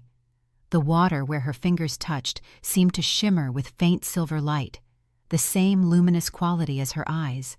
The stream's murmur subtly changed, becoming more melodious, responding to her awareness. "Aria," he said quietly, nodding toward the water. She opened her eyes and gasped softly at the glow emanating from the stream. Instinctively, she pulled her hand back, and the light faded immediately. "What was that?" she asked, wonder and alarm mingling in her voice. "Your power," Thorne replied. "The Weaver Prime's connection to elemental forces. You didn't just hear the water's song, you harmonized with it, enhanced it." A shadow fell across them before she could respond. Magnus stood over them, his expression dark with suspicion. "Using Songweaver magic was not part of our agreement," he said coldly. Thorne rose to his full height, positioning himself slightly before Aria in a protective stance. "She used no magic intentionally. The Weaver Prime's connection to natural elements is instinctive, not calculated. Instinctive or not, it confirms the danger she represents," Magnus countered. "Such power unchecked could devastate our lands." "Or heal them," Thorne argued. "The ancient texts speak of song weavers working in harmony with Moonborn to maintain balance in the natural world. Their loss is part of why our territories suffer increasingly violent storms, failed harvests, sickness in the forests." Magnus's amber eyes narrowed. "Convenient theories that just happen to justify bringing a potential weapon into our capital." "She is not a weapon," Thorne growled, his patience wearing thin. "Then what is she?" Magnus demanded. "A mate? A political tool to reclaim your throne? Or simply a curiosity that appealed to your hunter's instincts?" Aria stood, the momentary wonder of discovery replaced by quiet dignity. "I am standing right here," she said, her melodic voice carrying effortlessly across the clearing despite its softness. "And I can speak for myself." Both men turned to her, surprised by her intervention. "I am Aria," she continued, silver eyes meeting Magnus's amber gaze without flinching. "I am the last Weaver Prime, yes. I have power I barely understand after 15 years of imprisonment. But I am not a weapon, nor a tool, nor a curiosity. I am a person seeking freedom after a lifetime of captivity." Her simple declaration hung in the air, its truth undeniable. Even Magnus seemed momentarily at a loss for words, confronted with the humanity his suspicions had overlooked. The moment was broken by a sudden commotion at the clearing's edge. A scout burst through the trees, his expression urgent. "Your Majesty," he addressed Magnus. "Corrupted guardians approaching from the north, at least a dozen, moving fast." The acting alpha's demeanor shifted instantly from antagonistic to commanding. "How far?" "Less than a mile," the scout reported. "They'll intercept us before we reach Silvercrest if we maintain our current pace." Magnus turned to his captain. "Marcus, form defensive positions. Archers at the perimeter." As the warriors moved swiftly to comply, Thorne stepped forward. "The Guardians are tracking Aria," he said. "Selene wants her back before the full moon." "Then perhaps we should let them have her," Magnus suggested coldly. "Solve two problems at once." Thorne's eyes flashed golden with alpha power. "You would violate sacred hospitality? Break your word before the Heartstone's judgment?" For a moment, naked ambition warred with ingrained honor on Magnus's face. Then, reluctantly, tradition won. "No," he admitted. "But neither will I risk my warriors' lives unnecessarily for a songweaver." "Then don't," Aria interjected. She turned to Thorne. "The Guardians want me. If I move away from the main group, they'll follow." "Absolutely not," Thorne growled. "I won't let you sacrifice yourself." "Not sacrifice," she clarified. "Distraction. I can lead them away while your people continue to Wolfhaven. You and I can catch up later." Magnus studied her with new consideration. "You would risk yourself to protect moonborn warriors? The very people who hunted your kind to extinction?" "I would protect innocent lives," she replied simply, "regardless of their origin. The Guardians are corrupted, twisted by dark magic. They're as much victims as anyone." Her compassion, even for those who had once been her jailers, struck Thorne anew. This woman had emerged from 15 years of imprisonment without bitterness consuming her spirit, a strength of character that humbled him. "It won't work," he told her gently. "The soul meld connects us. If you go, I must follow, and the Guardians won't be distracted for long. They serve Selene's will, and she wants both of us stopped before we reach the Heartstone." Magnus watched this exchange with calculating eyes. "Why would Selene Nightshade care about your presence at our sacred site?" "Because the completion of our soul meld would permanently sever Aria's connection to her," Thorne explained.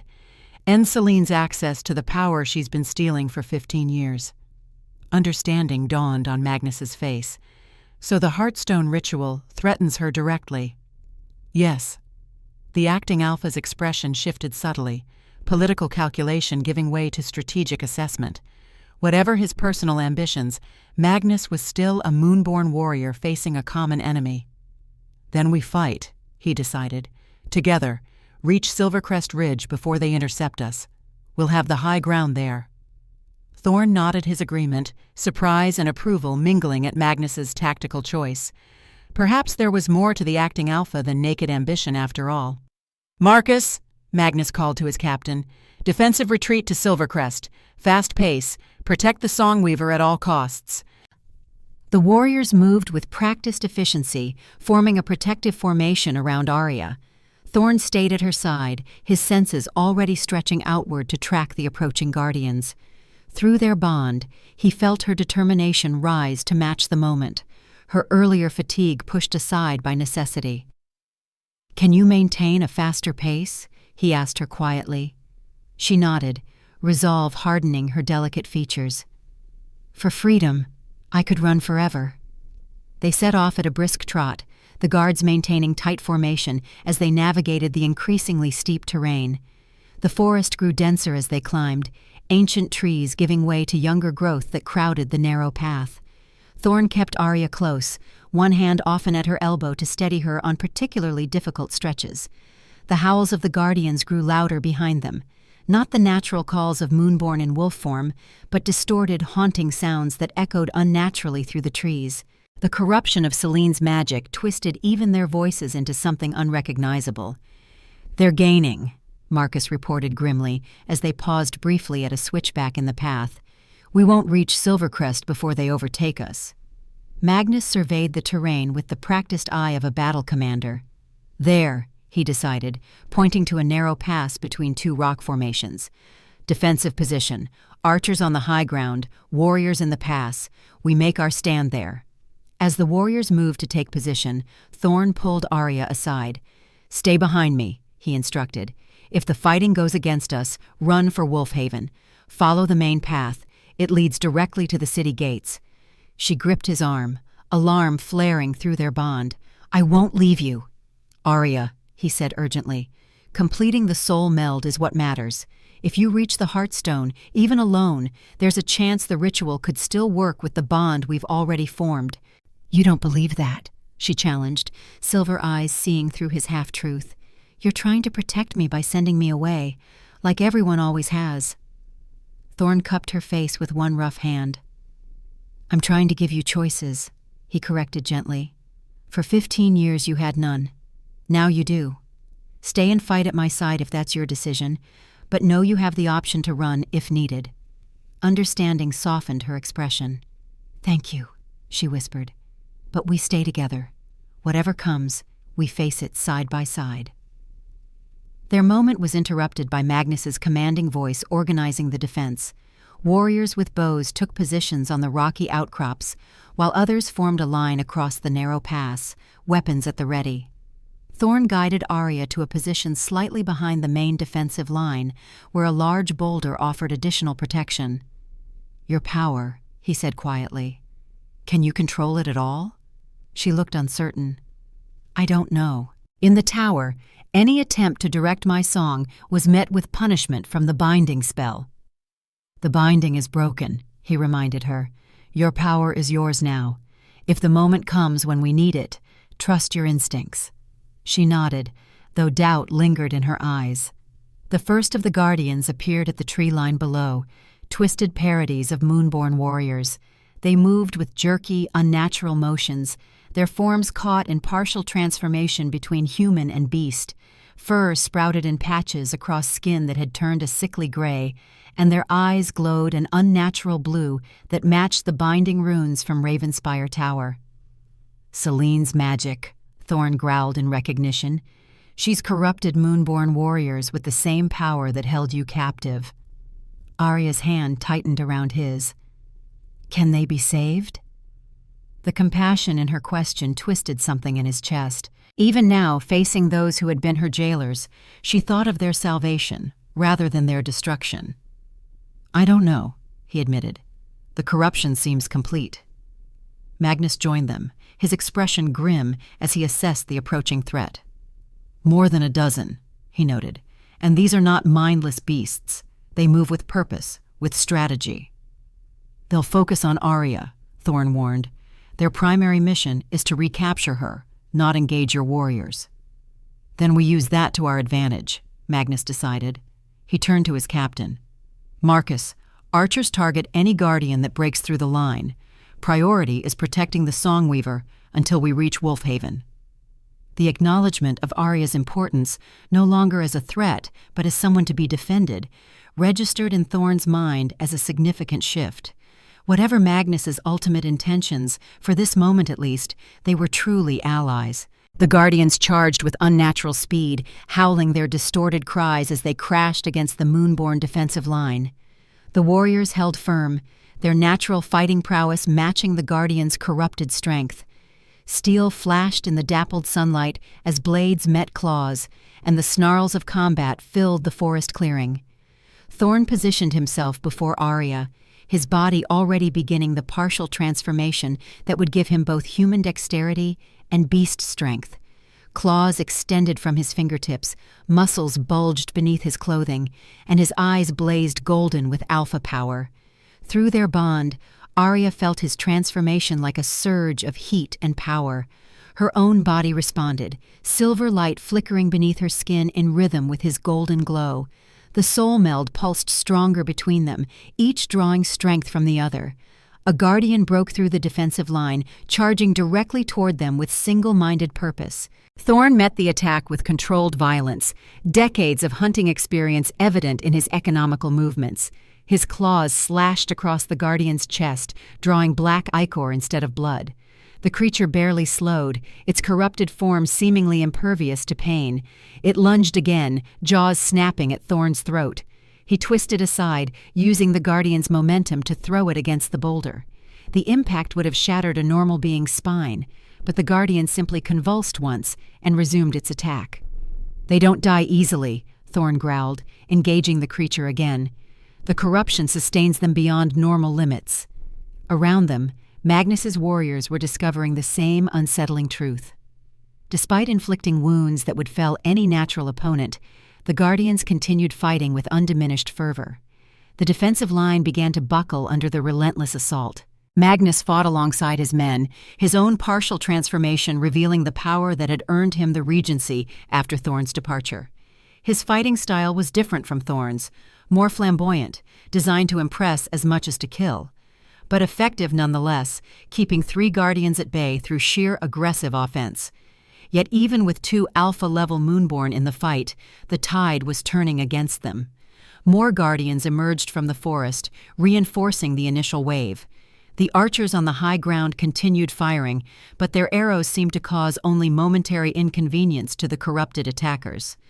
"There are too many," Marcus shouted to Magnus. "We can't hold them." The acting Alpha's face contorted with the difficult decision before him.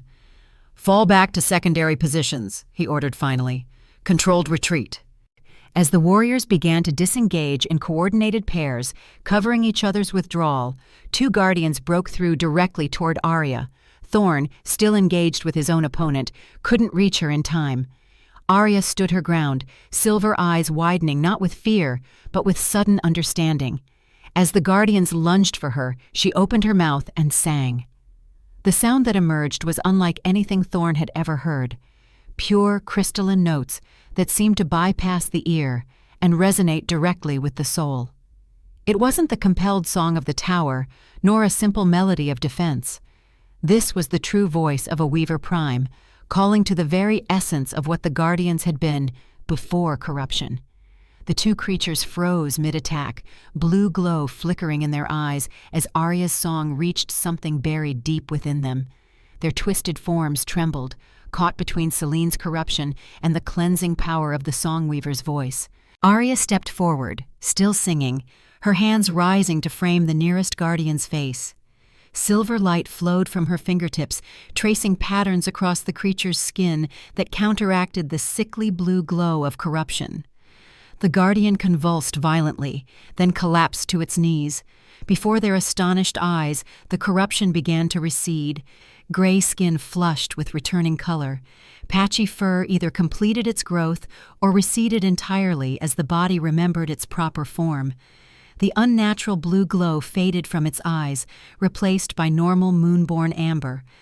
Where the twisted Guardian had stood moments before, a young male moonborn warrior now knelt, gasping as if surfacing from deep water.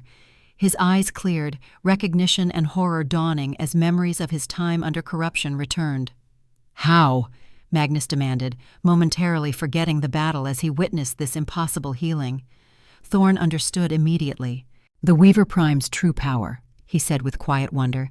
"Not destruction, but restoration, harmony, balance." Aria's song continued, reaching for the second Guardian. But the strain of channeling so much power after 15 years of suppression showed in her trembling limbs, the sweat beading on her forehead. The silver glow beneath her skin flickered erratically as her strength began to fail. Thorne moved to her side instantly, one arm supporting her waist. "Take my strength," he urged, "through the bond." She nodded almost imperceptibly, never breaking her song. Her free hand clasped his, and the soul meld flared between them, golden alpha essence flowing into her silver Songweaver power, the 2 energies merging and amplifying each other. The second Guardian's transformation was faster than the first, the combined power of Alpha and Weaver Prime accelerating the cleansing process. Within moments, another Moonborn warrior was restored, collapsing beside his companion in exhausted relief. The remaining Guardians hesitated, their single-minded purpose disrupted by the unexpected transformation of their fellows. In that moment of confusion, Magnus seized the advantage. "Attack now!" he commanded. "Drive them back!" His warriors surged forward with renewed determination, forcing the disoriented Guardians to retreat. Some fled immediately into the forest, while others fought a rearguard action to cover their withdrawal. Within minutes, the clearing was secure, though the sounds of the retreating Guardians still echoed among the trees. Aria's song faded as the immediate threat receded. She sagged against Thorne, utterly spent by the enormous expenditure of power. Through their bond, he felt her exhaustion like a physical weight, yet beneath it pulsed a current of wonder and joy. "I helped them," she whispered. "I didn't know I could do that." "The Weaver Prime's true gift," Thorne confirmed, supporting her carefully as her legs threatened to give way. "Not control or destruction, but healing, restoration of natural balance." Magnus approached slowly, his expression unreadable as he studied the two moonborn warriors Aria had restored. They remained kneeling, still disoriented by their sudden return to self-awareness after weeks or months of corruption. "These men disappeared from border patrols 3 moons ago," the acting Alpha said. "We presumed them dead." "Selene has been building her army of guardians for some time," Thorne theorized. "Capturing Moonborn when possible, corrupting them with the same binding magic she used on Aria." Magnus turned his calculating gaze to Aria, reassessment evident in his amber eyes. "You could have attacked us," he observed. "Used your power against your captors. Instead, you healed our warriors." "Violence only creates more violence," she replied simply, her voice weak but resolute. "I've seen enough suffering to last many lifetimes." The acting Alpha studied her for a long, thoughtful moment. Then, surprisingly, he inclined his head in a gesture of respect. "Perhaps the Council's judgment of Songweavers has been incomplete." It was as close to an admission of error as a proud Alpha was likely to make. Thorne acknowledged it with a slight nod of his own, political instincts recognizing the significance of this concession. "We should continue to Wolfhaven," Marcus suggested, ever practical. "The Guardians have retreated for now, but they'll regroup. Selene won't abandon her pursuit so easily." Magnus nodded his agreement. "Can she walk?" he asked Thorne, glancing at Aria's exhausted form. "I can walk," she answered for herself, straightening despite her fatigue. "We've come too far to stop now." Admiration flickered briefly across Magnus's features before his customary reserve reasserted itself. "Very well. We move immediately, double pace to reach Wolfhaven before nightfall." As the warriors reformed their protective formation, now including the 2 restored Moonborn, Thorne kept Aria close against his side. Through their bond, he supported her with his own strength, easing her exhaustion enough to make the journey possible. "You changed everything back there," he told her quietly. Magnus saw what the Council has refused to acknowledge for decades, that Songweavers were never the enemy. "One demonstration won't undo generations of fear," she replied realistically, "but it's a beginning." Thorne squeezed her hand gently. "A beginning is all we need. The rest we'll build together, one day at a time." As they rejoined the column of warriors now moving swiftly up the mountain path, the spires of Wolfhaven came into view in the far distance, gleaming white stone catching the afternoon sunlight like a beacon calling them home. The ancient capital of the Moonborn awaited, and with it the Heartstone's judgment that would determine their shared fate. Behind them, in the forest below, the howls of regrouping guardians rose on the wind. Before them, the full moon would rise over Wolfhaven in mere hours. The race to complete the soul meld before Selene could complete her ritual had entered its final phase, and Aria, the last Weaver Prime, walked toward her destiny with quiet determination, no longer a prisoner of stone and silence, but a woman choosing her own path for the first time in 15 years.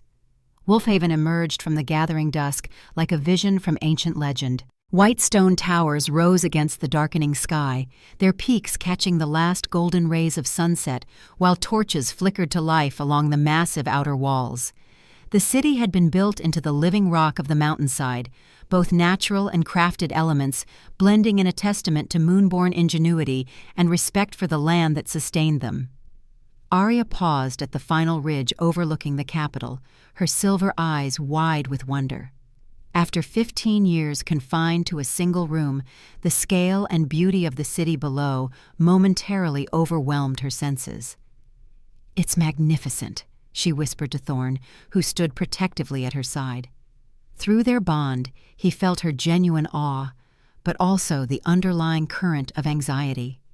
This magnificent city represented both sanctuary and potential prison. The Heartstone's judgment awaited within those walls, and with it, either freedom or a new form of captivity. Wolfhaven has stood for 1,000 years, Thorne told her quietly. Built by the first Moonborn when they made their covenant with the land, the Heartstone predates even the city itself. Magnus approached, his expression guarded, but lacking the open hostility of earlier encounters. The journey had changed something fundamental in their dynamic, particularly after witnessing Aria's healing of his corrupted warriors. "The council has been summoned," the acting Alpha informed them. "They await us in the sacred chamber beneath the Great Hall. The ritual must begin at moonrise." Thorne nodded his acknowledgement. "How many guards will accompany us?" "None beyond the sacred chamber entrance," Magnus replied. "Tradition dictates that only council members, the Alpha, and those seeking judgment may enter the inner sanctum." The implication was clear.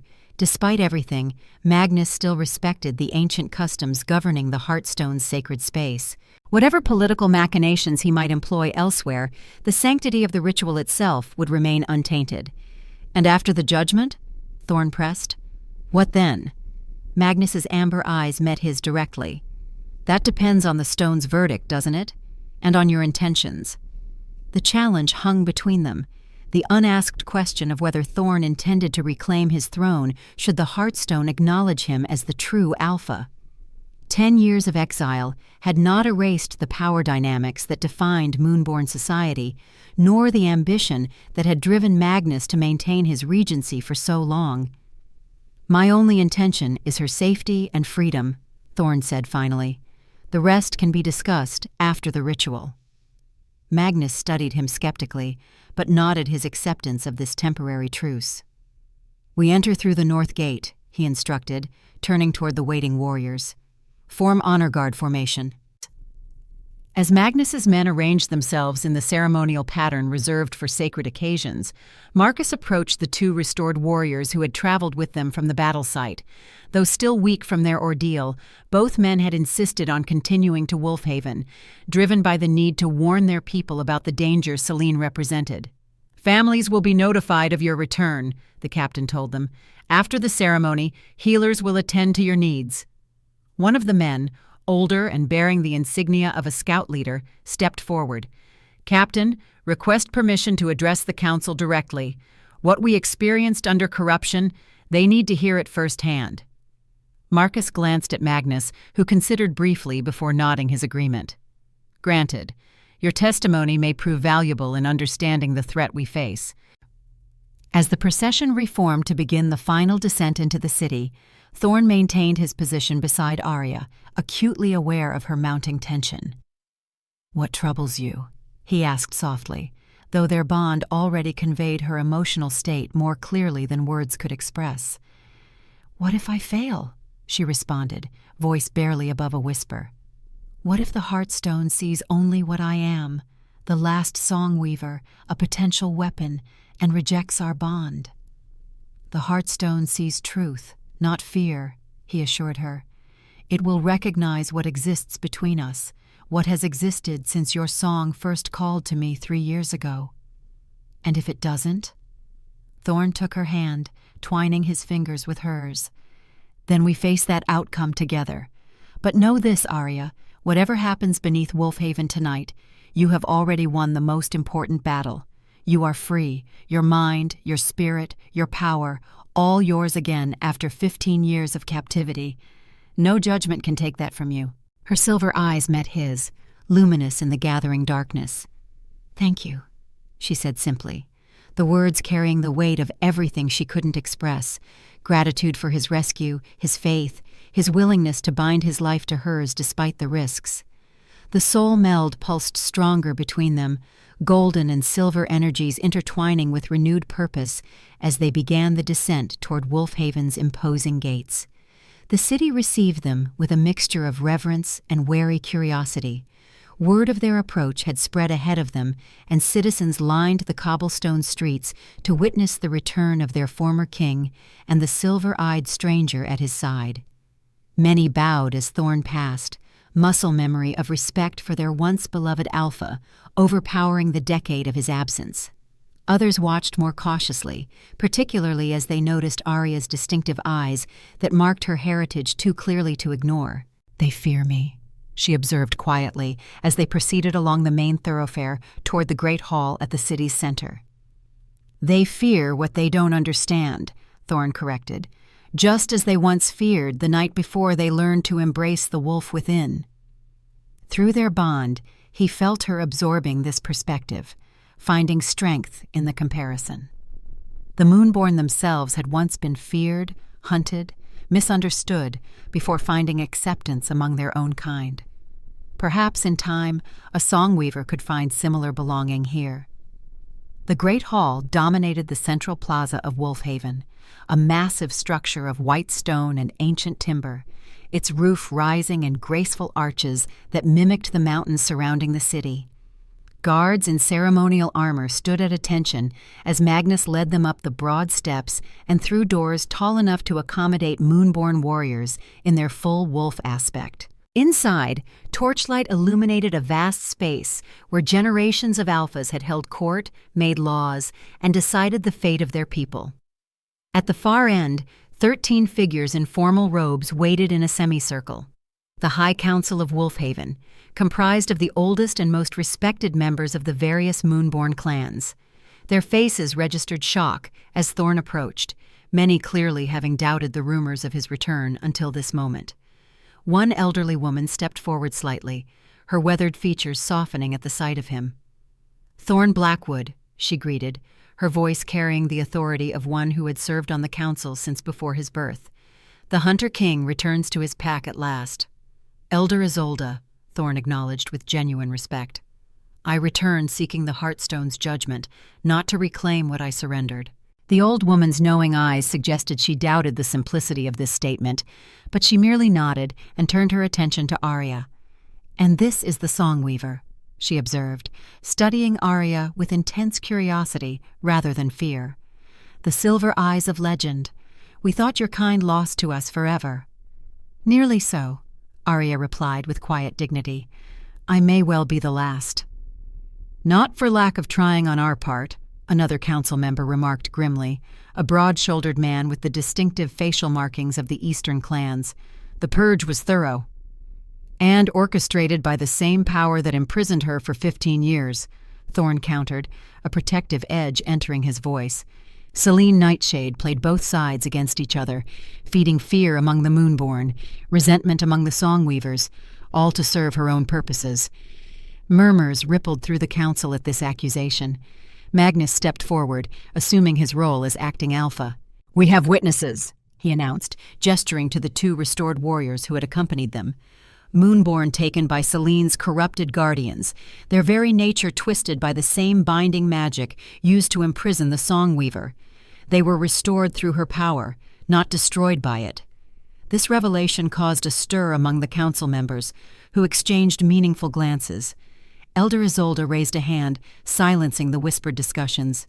"We will hear these testimonies," she declared. "But first, the ritual cannot wait. The moon rises, and with it, Selene's power grows. If the soul meld is to be completed before her ritual can claim what she believes is hers, we must proceed immediately to the sacred chamber." Magnus nodded his agreement. "The Heartstone awaits." At a signal from Elder Isolde, the central floor of the Great Hall began to move. Stone ground against stone as a circular section 20 feet in diameter slowly descended, revealing a spiraling staircase that led deep beneath the mountain. "The sacred chamber has not been opened for a soul meld ritual in over 50 years, Elder Isolde informed Aria. "Not since Thorne's parents completed their bond before the stone." The elder's gaze moved between them, assessment clear in her ancient eyes. "The ritual requires absolute truth. The Heartstone responds to nothing less. Are you prepared to reveal yourselves completely to each other and to the stone's judgment?" "We are," Thorne answered without hesitation. Aria nodded her agreement, silver eyes resolute despite the apprehension Thorne could feel through their bond. "Then follow," Elder Isolde instructed. "Only those directly involved in the ritual may descend. The council and witnesses will remain here to await the stone's verdict." Magnus stepped forward. "As acting alpha, I claim the right to witness." Elder Isolde frowned slightly, but inclined her head in acknowledgement. "Tradition allows this, though it is rarely invoked." The descent into the sacred chamber seemed to transcend physical space, each step taking them deeper, not just into the mountain, but into the ancient history of the Moonborn themselves. The air grew thicker with powerful magic, not the corrupted binding that had held Aria captive, but something older, purer, tied to the land and the moon and the primal forces that had shaped both human and wolf into something greater than either alone. The staircase ended in a perfectly circular chamber carved from the living stone of the mountain. No torches lit this space. Instead, crystals embedded in the walls and ceiling emanated a soft, blue-white glow reminiscent of moonlight. In the center of the chamber stood the Heartstone, a massive crystal formation that rose from floor to ceiling, its surface faceted like a diamond but translucent as water. Within its depths, patterns of light shifted and moved like living things. "The first stone," Elder Isolde intoned reverently, "from which all Moonborn derive their connection to wolf and moon. It has stood here since before our people had words to name it." Aria stared at the stone with wide-eyed wonder. Through their bond, Thorne felt her response to its presence, recognition on some primal level, as if the stone's magic resonated with her own songweaver nature in ways neither had anticipated. "It sings," she whispered, only loud enough for Thorne to hear.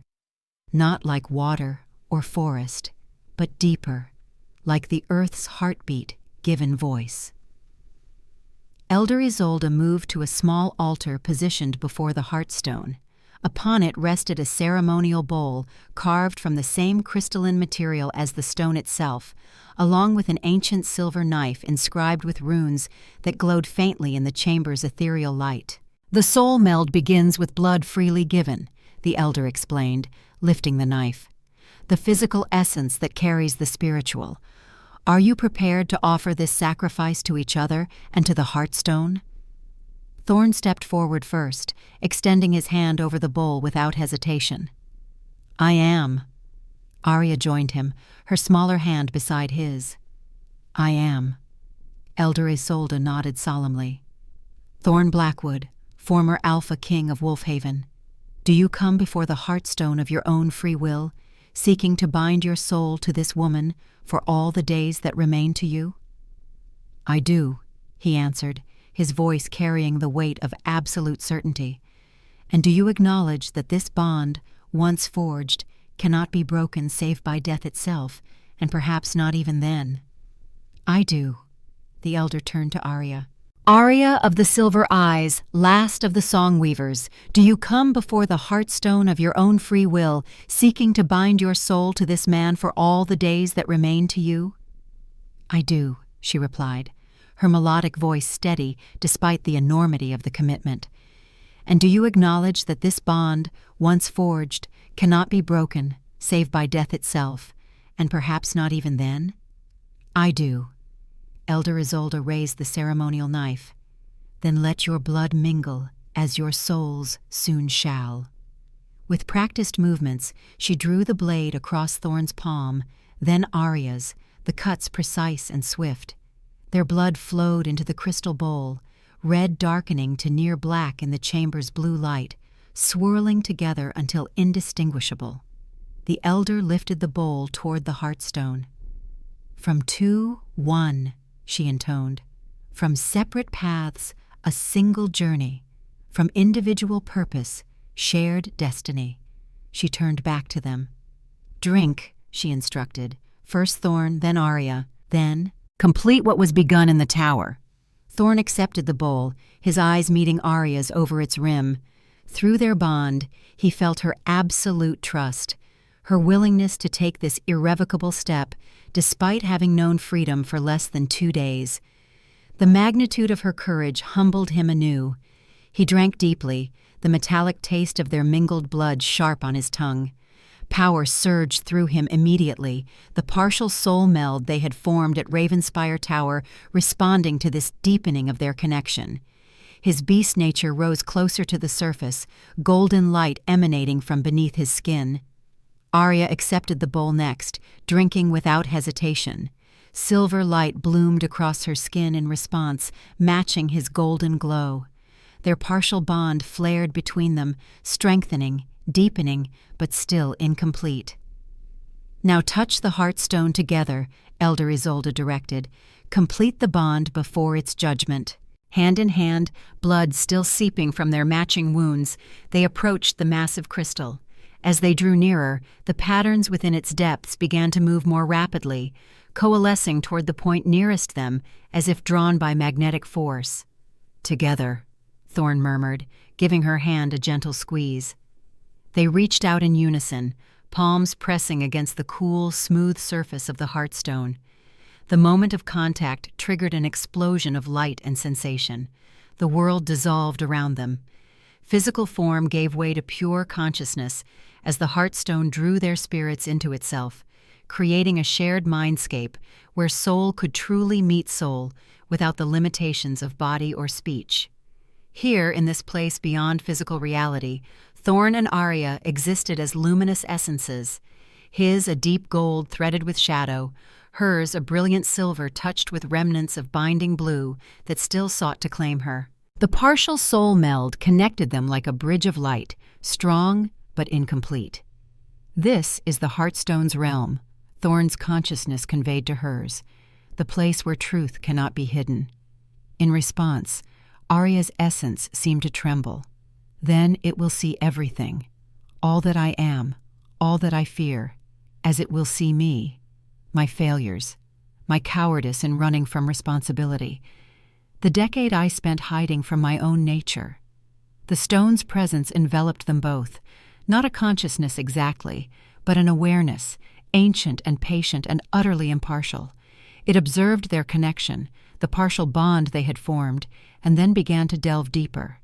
Memories surfaced like bubbles rising through water. Aria's childhood before the tower, fragmentary images of a mother with silver eyes singing to the moon, of running through forests hand in hand with other songweaver children. Then the terror of capture, the confusion of imprisonment, the long years of isolation, broken only by forced singing when the full moon rose. Alongside these, Thorne's memories emerged. His youth as heir to the Alpha mantle, his love for Serena, the half-songweaver who had captured his heart, their brief happiness before the purge erupted, the devastating moment of her death in his arms, the crushing weight of failure that had driven him to abandon his throne, his people, his very identity as Alpha. Nothing remained hidden. Every fear, every hope, every doubt lay exposed before each other and before the stone's impassive judgment. Aria's terror that her power would corrupt her as the legends claimed it had corrupted her ancestors. Thorne's deep-seated belief that he was unworthy of leading again after his greatest failure. Yet alongside these shadows shone brighter truths. Aria's fundamental compassion that 15 years of imprisonment had failed to extinguish. Thorne's protective nature, buried but never truly lost during his decade of self-imposed exile. And between them, the connection that had begun 3 years ago when her song first reached him in dreams, a recognition of kindred spirits that transcended physical distance and conscious awareness. The Heartstone's presence intensified, focusing now on the nature of their bond itself. Was it merely convenience, a captive seeking any escape, a lonely hunter answering any call? Or something deeper, more fundamental to who they were and who they might become together? The question hung between them in this realm beyond words, demanding absolute honesty. "I choose you," Aria's essence conveyed with unwavering certainty, "not because you freed me, though I will always be grateful for that, but because in you I recognize something essential to myself, strength tempered by compassion, power guided by responsibility. I choose you knowing all that you are, all that you fear, all that you regret." "And I choose you," Thorne responded, "not out of guilt or duty, though both would have brought me to your tower eventually, but because your song awakened something I thought lost forever, the capacity to hope, to protect, to lead. I choose you, knowing all that you are, all that you might become, all the power you contain." The Heartstone absorbed these truths, weighing them against the ancient standards it had maintained since the first Moonborn walked the earth. For a moment that seemed both instantaneous and eternal, judgment hung in the balance. Then, with sudden brilliance, the stone's verdict manifested. The incomplete bridge of their partial bond transformed, expanding and strengthening until it encompassed both their essences completely. Golden and silver light merged where they touched, creating a new color that had no name in the physical world, the visual representation of two souls becoming truly one while remaining distinctly themselves. The soul meld completed with a surge of power that resonated through both their consciousnesses. With it came awareness beyond anything they had experienced through the partial bond. Not just surface emotions and immediate thoughts, but deeper understanding, shared knowledge, the ability to draw on each other's strengths as naturally as breathing. And something else, unexpected yet somehow inevitable. As their souls fully joined, the last remnants of Celine's binding magic dissipated from Aria's essence. The corrupted blue energy that had clung to her despite the tower's destruction finally dissolved, severing the connection that had allowed the Witch Queen to siphon her power for 15 years. In the physical world, mere seconds had passed. Their hands remained pressed against the Heartstone's surface, blood from their ritual cuts now dried against the crystal. But within that brief span, everything had changed. The stone flared with blinding light that filled the sacred chamber, so intense that even Elder Isolde and Magnus were forced to shield their eyes. When it subsided, Thorne and Aria stood transformed. Silver light emanated from Aria's skin, no longer flickering but steady and strong. Thorne's golden alpha essence matched it in intensity, the two auras merging where their bodies touched to create the same nameless color that had manifested in the mindscape. "The stone has judged," Elder Isolde announced, awe evident in her ancient voice. "The soul meld is complete." Magnus stared at them with undisguised shock, particularly at the visible manifestation of Thorne's fully awakened alpha essence. "The stone recognizes you both," he said quietly. "The bond is legitimate." Before anyone could respond further, a tremor ran through the sacred chamber. Dust fell from the ceiling as the entire mountain seemed to shudder. "What is that?" Aria asked, alarmed. Thorne's expression darkened with understanding. "Celine, she's realized her connection to you is broken. The full moon has risen, and she can no longer access your power for her ritual." "Which means she has nothing left to lose," Magnus concluded grimly. "She'll attack directly now." As if confirming his words, a more violent tremor shook the chamber, followed by the distant sound of alarm horns from the city above. "We need to return to the surface," Elder Isolde urged, already moving toward the spiral staircase. "If Celine attacks Wolfhaven directly, all our strength will be needed for defense." They ascended rapidly, emerging into the great hall to find the council in disarray and warriors rushing to defensive positions. Marcus Ironfist met them at the top of the stairs, his expression grave. "Corrupted guardians at all gates," he reported tersely. "Dozens of them, more than we've ever encountered, and they're led by a woman in black robes with eyes like ice." "Celine," Thorne growled, the name like venom on his tongue. "She's come herself this time." Through their completed bond, Aria felt his fury, and beneath it, a deeper current of vindication. The woman responsible for both Serena's death and Aria's imprisonment had finally emerged from the shadows. "How many defenders can we muster?" Magnus demanded of his captain. 300 warriors within the city walls," Marcus replied. "More if we arm the civilian population, but they'd have limited effectiveness against corrupted guardians." Aria stepped forward, newfound confidence evident in her bearing. "The guardians can be restored," she reminded them. "I cleansed 2 earlier today." 2, yes, Magnus acknowledged. "But you were exhausted afterward. There are dozens attacking now, perhaps hundreds."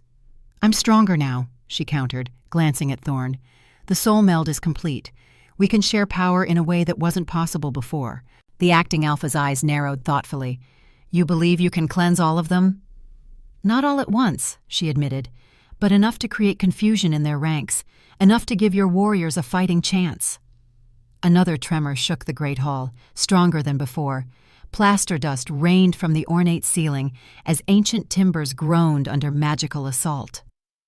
She's attacking the wards that protect the city, Elder Isolde observed with alarm. They won't hold indefinitely against such power. A choice crystallized before them: remain in defensive positions behind failing wards, or take the fight directly to Selene while they still had the advantage of choice. Thorne and Aria exchanged glances, their completed soul meld allowing communication deeper than words. Agreement passed between them instantly. We go to meet her, Thorne announced. Draw her focus away from the general population. Suicide, Magnus objected. She wants you both destroyed now that she can no longer use the girl's power. Which makes us the perfect bait, Thorne countered. She'll focus on us, giving your warriors opportunity to engage the Guardians while they're distracted. Understanding dawned in Magnus's amber eyes. A diversion. More than that, Aria added. An end. Selene has terrorized both our peoples for too long. With the soul meld complete, we have the combined power of Alpha and Weaver Prime. If anyone can stand against her, it's us. The acting Alpha studied them both, calculation and reluctant respect mingling in his expression. Then he turned to Marcus. Prepare the warriors. When Thorne and the Songweaver engage Selene, we target the Guardians. Priority is protecting civilians and supporting their effort to confront the witch. The captain saluted sharply and departed to relay orders. Magnus returned his attention to Thorne, something unspoken passing between the two alphas. The throne? Magnus asked finally, the question that had hung between them since Thorne's return finally voiced directly. Can wait, Thorne replied evenly. Survival comes first. Leadership questions after. A ghost of a smile touched Magnus's lips. Perhaps you have changed after all, Hunter King. He extended his arm in the traditional Moonborn warrior's gesture. After a moment's hesitation, Thorne clasped it, sealing their temporary alliance. For Wolfhaven, he said simply. For Wolfhaven, Magnus echoed. Through the completed soul meld, Aria felt Thorne's complex emotions regarding this exchange. Relief at avoiding immediate confrontation over succession, determination to focus on the present threat, and beneath it all, the stirring of his long-dormant sense of responsibility toward the people he had once ruled. As warriors rushed to prepare for battle and council members organized civilian evacuation to secure areas, Thorne turned to her fully. Are you certain? He asked quietly. Confronting Selene means facing the architect of your imprisonment, the woman who stole 15 years of your life. Aria nodded, silver eyes luminous with purpose. Which makes it my fight as much as yours. She took my childhood, tried to take my power, intended to take my life. I won't hide while others face her in my place. Pride and concern warred within him, both transmitted clearly through their bond. Then we face her together, he said finally. As equals, as mates. The term, the Moonborn word for soul-bonded pairs, sent a wave of warmth through their connection. For all the danger that awaited outside Wolfhaven's walls, for all the uncertainty of their confrontation with Selene, this truth remained unshakable. They were bound now, two halves of a whole, stronger together than either could be alone. As they moved towards the Great Hall's massive doors, preparing to meet the enemy who had shaped both their destinies through manipulation and cruelty, Aria felt something she had thought lost forever during her long imprisonment. Hope. Not just for survival, but for a future worth building. A future where Moonborn and Songweaver might find harmony again, where balance might be restored to a world long divided by fear and misunderstanding. It began with a choice, her freedom from the tower, his return from self-imposed exile. It continued with a bond, the soul meld that joined Alpha strength with Weaver wisdom. And it would end, one way or another, in the confrontation that awaited them beneath the light of the full moon. Selene Nightshade had orchestrated the destruction of the Songweavers and the fracturing of Moonborn leadership. She had imprisoned a child for 15 years to steal her power. She had corrupted countless warriors into mindless guardians to serve her will. But she had never faced the combined might of Alpha King and Weaver Prime, bound together in perfect harmony through the soul meld's completion. Tonight, beneath the judging light of the full moon, that would change.